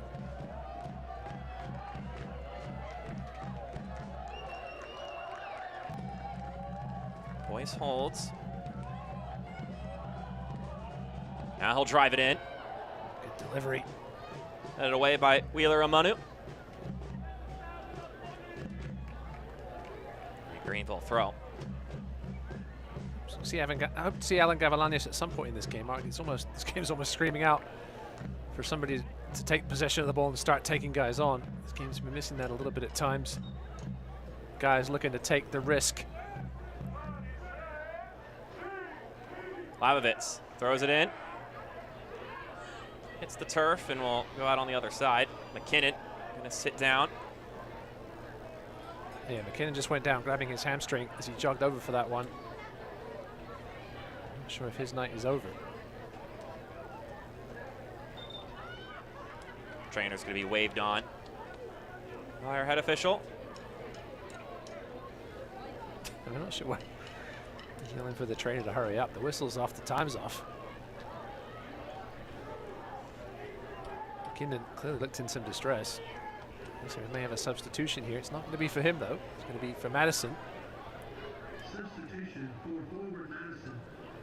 This is the 5th and final substitution for the Mingos. 11th appearance of the year for Eric Connerty. Western Michigan guy. He'll break 100 minutes played this season here in this game. McKinnon certainly walking gingerly to the sideline here. So the trainer's signaling for a substitution. Mentioned Gavalanis, that would be pretty like for like on this left side. McKinnon salutes the Reedy River Riot as he makes his way off. Certainly not the impact he had a couple of Wednesdays ago. Had some half chances tonight. Hopefully the injury isn't anything too serious. Going up against a very sturdy Madison side. This one quickly thrown in. And now the whistle will blow. Trying to pull a fast one. Obviously, the team's down to 10 men. I'm not sure why Tyler Pollack thought he could get away with that one. It will be Alan Gavilanes for Liam McKinnon on this left side. The Spink substitution brings in the 23-year-old, number 23, Alan Gavilanes.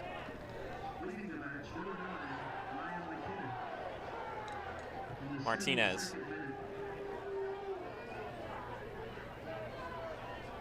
This one will be played back to Shipman.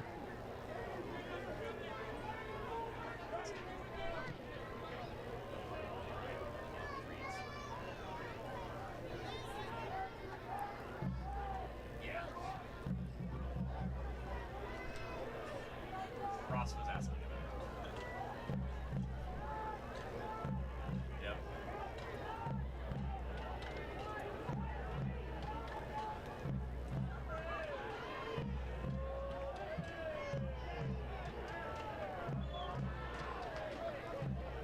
As that ball goes out of play, USL on ESPN continues as the summer heats up. Memphis 901 FC and former forward Madison man Aaron Malloy head to the Valley of the Sun to face Manuel Artiega and Phoenix Rising FC. It's Phoenix and Memphis tonight at 11 p.m. Eastern on ESPN2. I want to have to check that one out.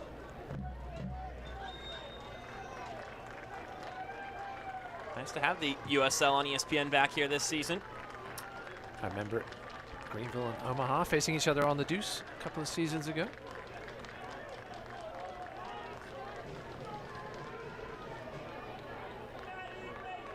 It ended up being the championship game that year, too. It did. Of course, that was the game that never was, and then it was the game that was. The following season, yes. Gavilanes plays that one forward, and ultimately to nobody in particular. It's almost like an icing. Just trying to get it out of there. A bit aimless from the sub. Martinez is able to connect inside the 18. It's Gebhardt. He plays it back. Favors returned. Bartman still holding it. He has to retreat. Now Onan to Cheney. Onan tripped up. They're still jostling for the ball. A whistle will be blown. And looks like it's going to be a handball on Onan after taking to the turf. Tyler Pollack was lucky not to get caught for a free kick. About 20 yards out there. You might see it here on this initial replay. Right here. Maybe he did get a touch on the ball first. There was the handball. You're right, Mark, on the ground. Couldn't really tell there if Tyler Pollack had got a poke on it. It's been a solid defensive effort for the Triumph.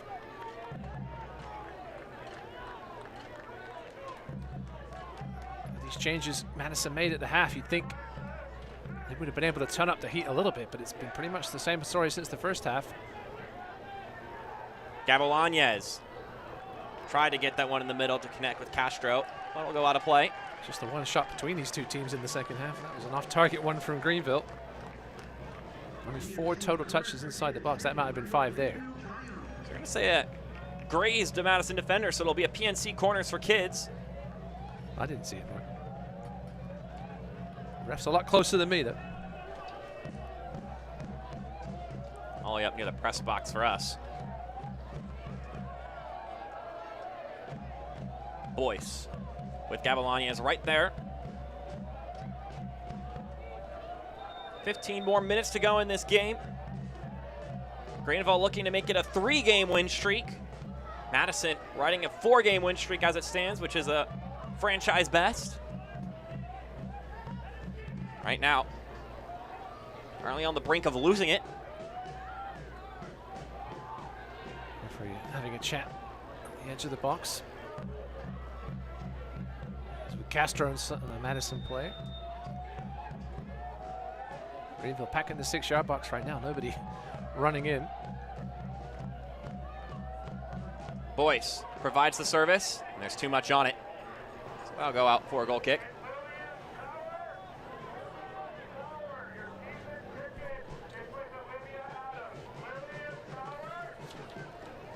Can't watch the match? Turn on Sirius XMFC 157, North America's only 24/7 source for engaging soccer talk, including the return of USL All Access Tuesday nights at 7 Eastern starting, well, it says starting June 13th. We're already past June 13th, but plus hear live matches from the USL MLS, English Premier League and more, all on Sirius XMFC 157 and the SXM app.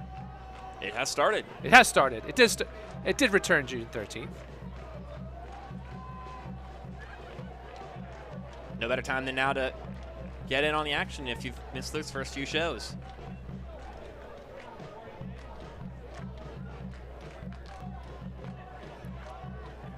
Madison just keep losing possession in this middle third. It's going to be frustrating for Christian Chaney. He doesn't have much to do at all in this game since he's come on. Oop, Shipman again. My word, Bert Shipman. He better go buy some lottery tickets tonight. Yeah, I don't know how he got out of that one. It's not the first time. That's at least 3 times he's almost been completely caught out by a Greenville player putting the pressure on. It was something that John Harks, as I mentioned earlier, pointed out. He thought Shipman takes a few too many risks with his feet. He has demonstrated that at the forefront today. The ball was already out of play when Lavovitz smashed it off Kroll.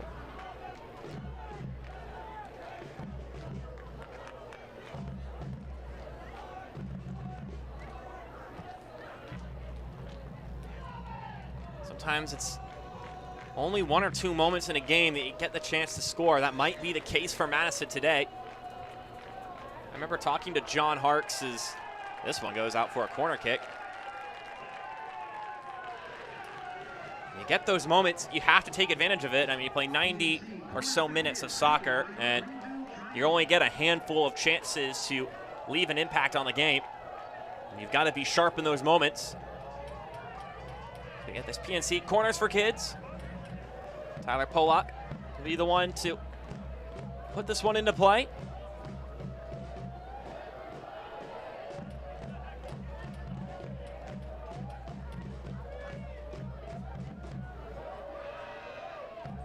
Polak swings it in, and it's headed away. It'll be out for a Greenville throw. I asked John Harks, though, that given that fact, given all of the running that takes place, to have that sharpness at the end of the game. We'll get 2 more substitutions, though, first. Daniel Wu and Noah Frankie coming in. Both these substitutions brought to you by Spinks, and I think if you're familiar with the likes of Noah Frankie and Daniel Wu, you know what strategy is being taken here for John Harks' side. So Frankie will be in for Boyce. So it looks like Greenville will be going back to a 4 at the back now with Wu and Fricky in the middle. So as we get the adjustment of the match presented by Upstate Spine and Sport, 2 defensive players coming on for Greenville. John Harks making it loud and clear that it's time to hold on to the lead and come out with 3 points with a 1-0 scoreline.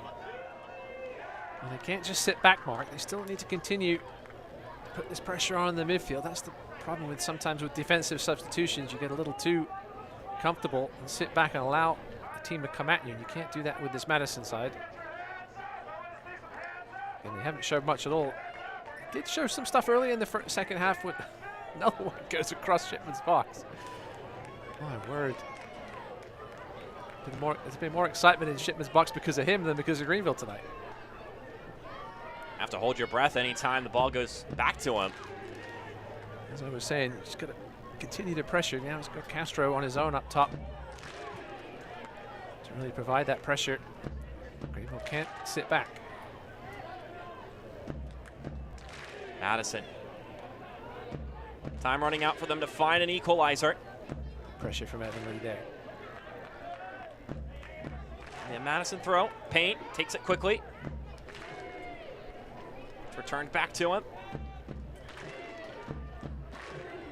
Mel walks it forward.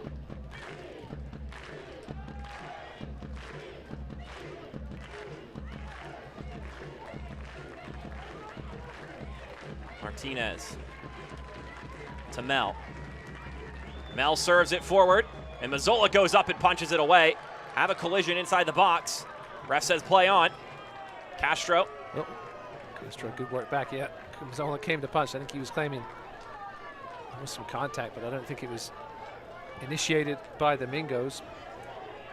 Mazzola just decided to come over a couple of bodies. Martinez looking to try and create something here. It's not going to do it. Now the whistle's going to blow. Polak incensed that there's a chance to break away going down the other end. What's going on in this game? Some strange whistles. Polak's incensed. The chance to break. Is Mazzola down? Is that what's going on? Well, I would believe the thought process from the referee was after that collision, he was waiting for Greenville to get possession of the ball. And they were just waiting until Madison didn't have the ball, because Mazzola is down. That makes sense now. Mazzola just injured his midsection in that collision, perhaps taking the breath out of him a little bit.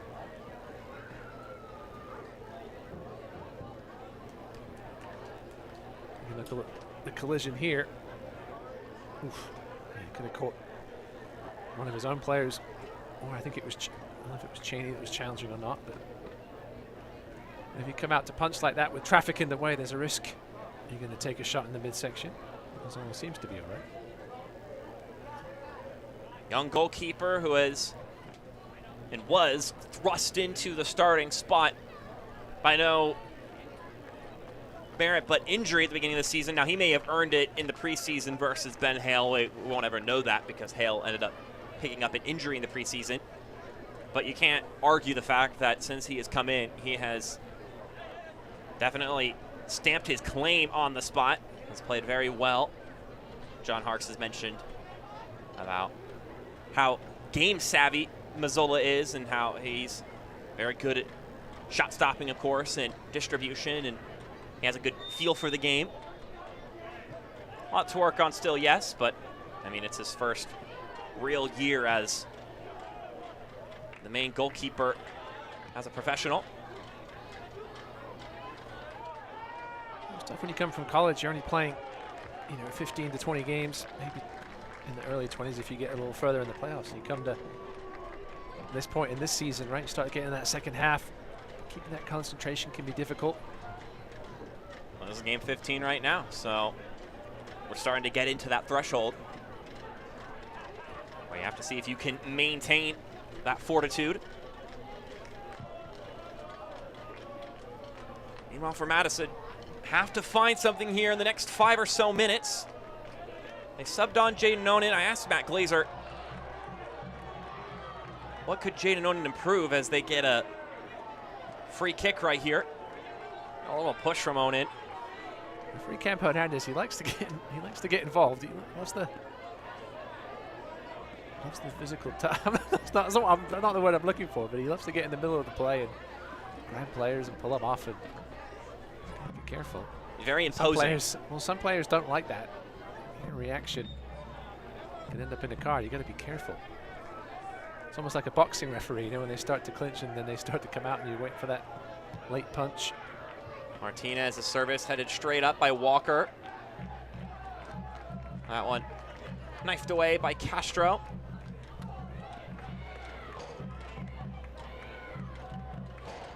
Mel heads it back into the fray. Clearance up the pitch. This one won't get knocked back to Shipman. Instead, it will go to Mel.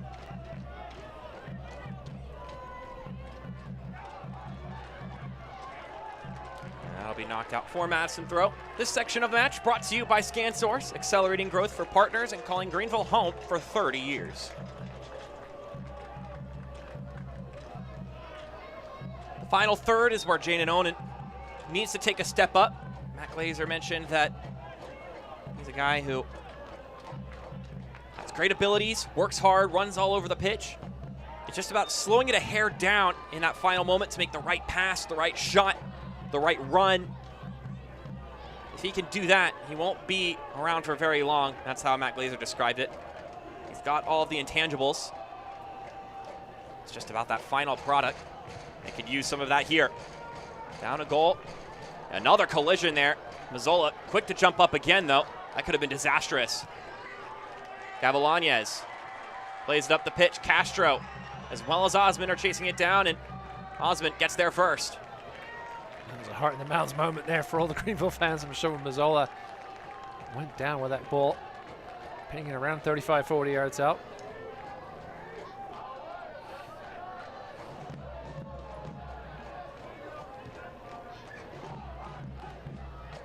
Cheney bodies it down. Here's a good run, Gebhardt, but Schultz does well. Yeah, Gebhardt just a slightly heavy touch. Allowed Gebhardt to get back there. For Noah Frankie now on the wing. Going to be a Madison throw. Kroll can launch this one far. And that's what it looks like he's going to opt to do. Time ticking for the Mingos. Kroll goes in. Cheney flicks it along. It's a brave header by Wu. Another Madison chance goes begging. I keep refreshing these second half stats, Mark, because I'm trying to figure out if they're right. Just one shot apiece in these second 45 minutes.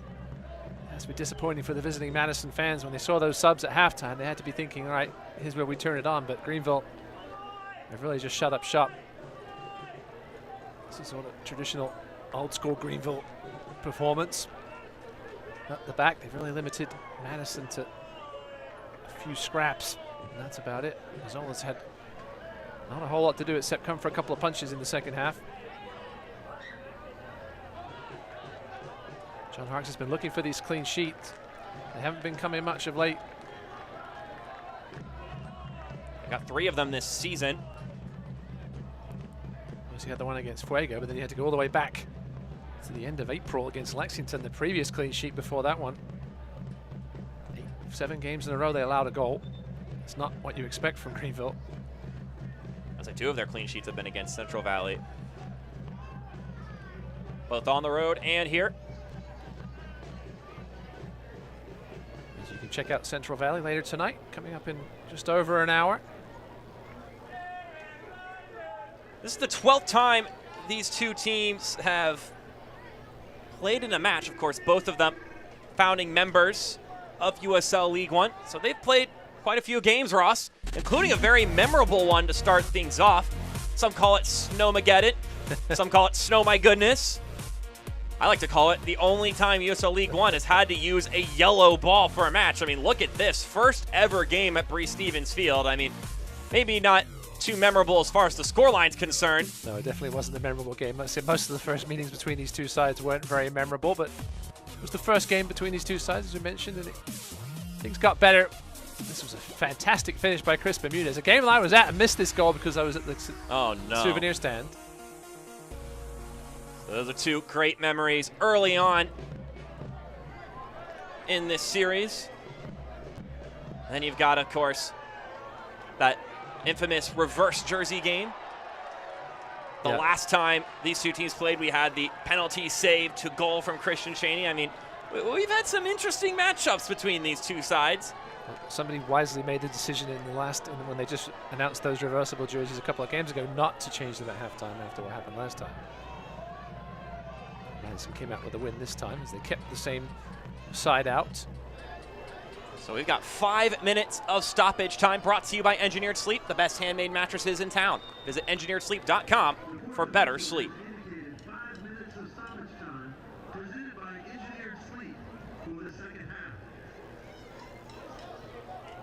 Polak plays it over to Gavilanes.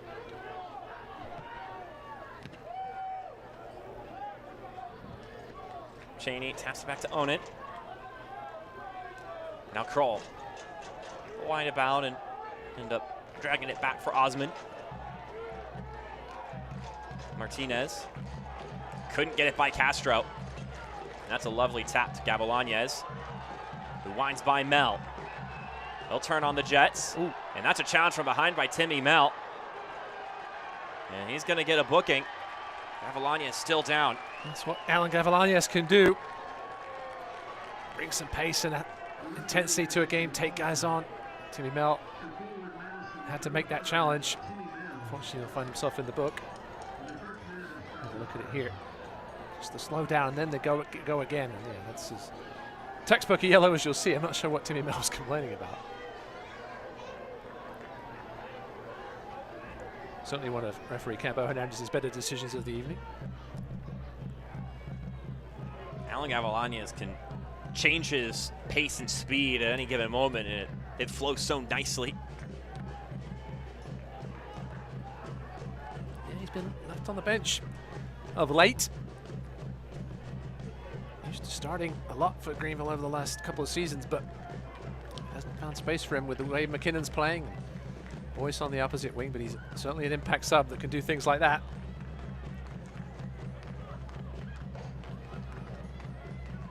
A league that's ever growing in physicality and stature. Gavilanes, we talked about before, still adjusting to the growing physicality of the game. We're gonna get another whistle. And referee, once again, getting up and personal, Ross. And once you pointed it out, I can't stop seeing it. Well, I noticed it early. That's just the way some guys are, I guess, but some players won't like that. You're told never to touch a referee. In return, a referee should be perhaps touching players as much as this gentleman has tonight. Watch out. Walker sends that one sky high and into the breadbasket of Bernd Shipman. He glints into this turf at times with that kit. And the sun hits it in the right spot. Mel lobs it to the left-hand side. Headed across goal to Gebhardt. Nearly connecting with it. If he got a touch on that one, it could certainly be 1-1. Lovely long ball. Beautiful header too, right in the right spot. Just 6 inches ahead of the foot of Gebhardt. Surely would have been a dynamic strike and finish. Madison still with time. About a minute and a half left. Surprised Greenville committing so many bodies forward. It's 4 guys here in the final third. It won't matter when Madison players make challenges like that. All right, here we go. That's like Connerty trying to pick up Walker from his shoulders.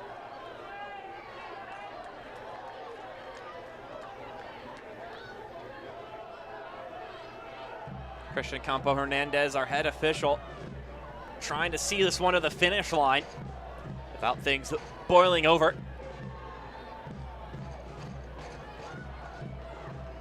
Gamesmanship from Aaron Walker, but I think in the end, Connerty, with what he did, is taking more seconds off the clock than if he'd simply just got back and played defense.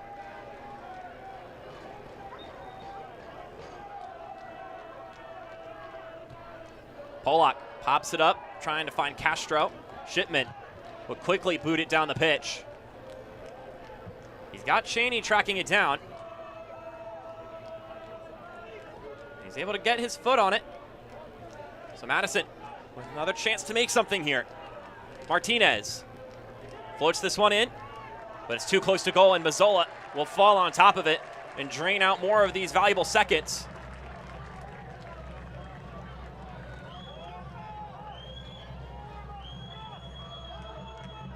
We knew this would be a tough game for Madison coming in with so many games of late, but perhaps we thought we'd see a little more of the mark in the final third, give it a little more of a risk, especially being down 1-0 and then bringing on those subs at the half.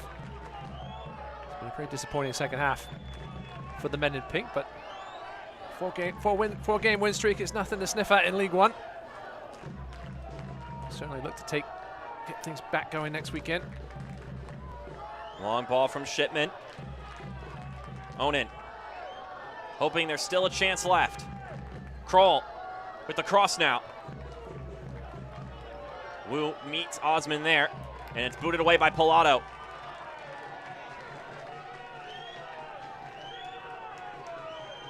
Nearly over a minute of the minimum 5 minutes. And there's the whistle cued on. A 4-game win streak cut to a close, and a 3-game win streak still riding for the Greenville Triumph. A 1-0 result for the home side as they get a victory, and an amped John Harkes celebrates with Leo Castro as 3 points are claimed by the Greenville Triumph, bringing them all the way up to 22 points as they knock off the second place Mingos. Now only 3 points behind Madison for second. Greenville starting to creep up, getting healthy. Wasn't the most spectacular performances tonight. Questionable penalty decision, but they did what they had to be done Very effective on the defensive end. Rossi talked about how Madison was getting frustrated, and we'll talk more about it in the midfield. On the other side of this break, we've got the full-time highlights, the full-time stats, and our closing thoughts on ESPN+. We'll see you there. Don't turn off the stream just yet. We'll need to wrap this all up after this break.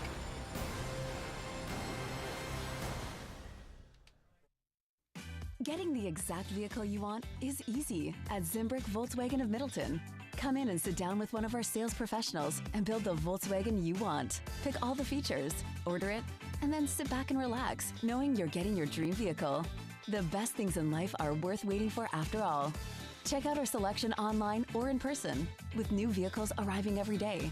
Your perfect Volkswagen could already be waiting for you at Zimbrick Volkswagen of Middleton. You know, I'm just feeling a lot of pressure. There's big shoes to fill. It's your time now, Tommy. I know you'll keep it special like your dad did. If we can keep this business growing, I think that's the best way to honor him. Well, I was there for him, and I'll be there for you. About this new location? He would have loved it, Tommy. Let's find a way.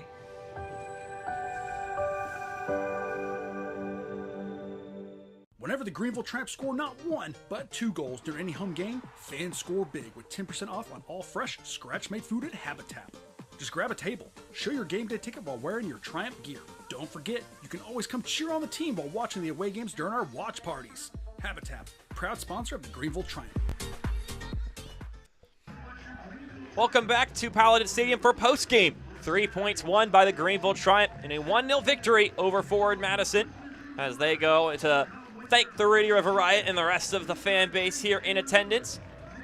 Another 3 points for Greenville. 3 straight wins for the Triumph. 6 games undefeated now. Mark Schoenster alongside me, Ross Davenport. Pretty solid performance from John Harks' side as we peek at the highlights brought to you by GSP Airport, the high-flying plays of the match. 35th minute. This is the difference in the game, Ross. That handball from Stephen Payne. Yeah, I still hold on to my opinion that was a very harsh decision against Payne. This was a solidly struck penalty by Aaron Walker, which Burton Shipman got a had to, but didn't have the strength to keep it out. Aaron Walker was denied by Shipman in their first matchup, but this go-around Walker was able to get it done. Then in the 94th minute, the biggest chance of the game for Madison. This long ball headed inside, Gebhardt just out of his reach. Would have been tough to stop for Mazzola. Would have been a fantastic finish at the end of the game. Really, that was all we had in this game as we look at the full-time stats brought to you by Coca-Cola. Just not a ton of danger from either of these teams. Greenville taking advantage of the penalty, and Madison just wasn't able to find anything. Ross, you talked about how during the game the Madison midfield was struggling to continue to connect passes. I think that's a byproduct of this midfield gelling, getting healthier, returning veterans to this Greenville midfield.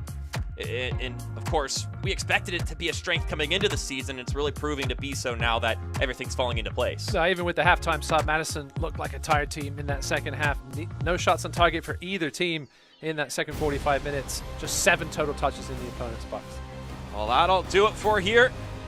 If you want to tune over to Richmond and Chattanooga, feel free to do so. Also have a 10 o'clock game Eastern between Central Valley Fuego and Omaha. But for our broadcast here, for my co-commentator Ross Davenport, I'm Mark Schoenster. We thank you for tuning in, and we'll see you next time on ESPN+.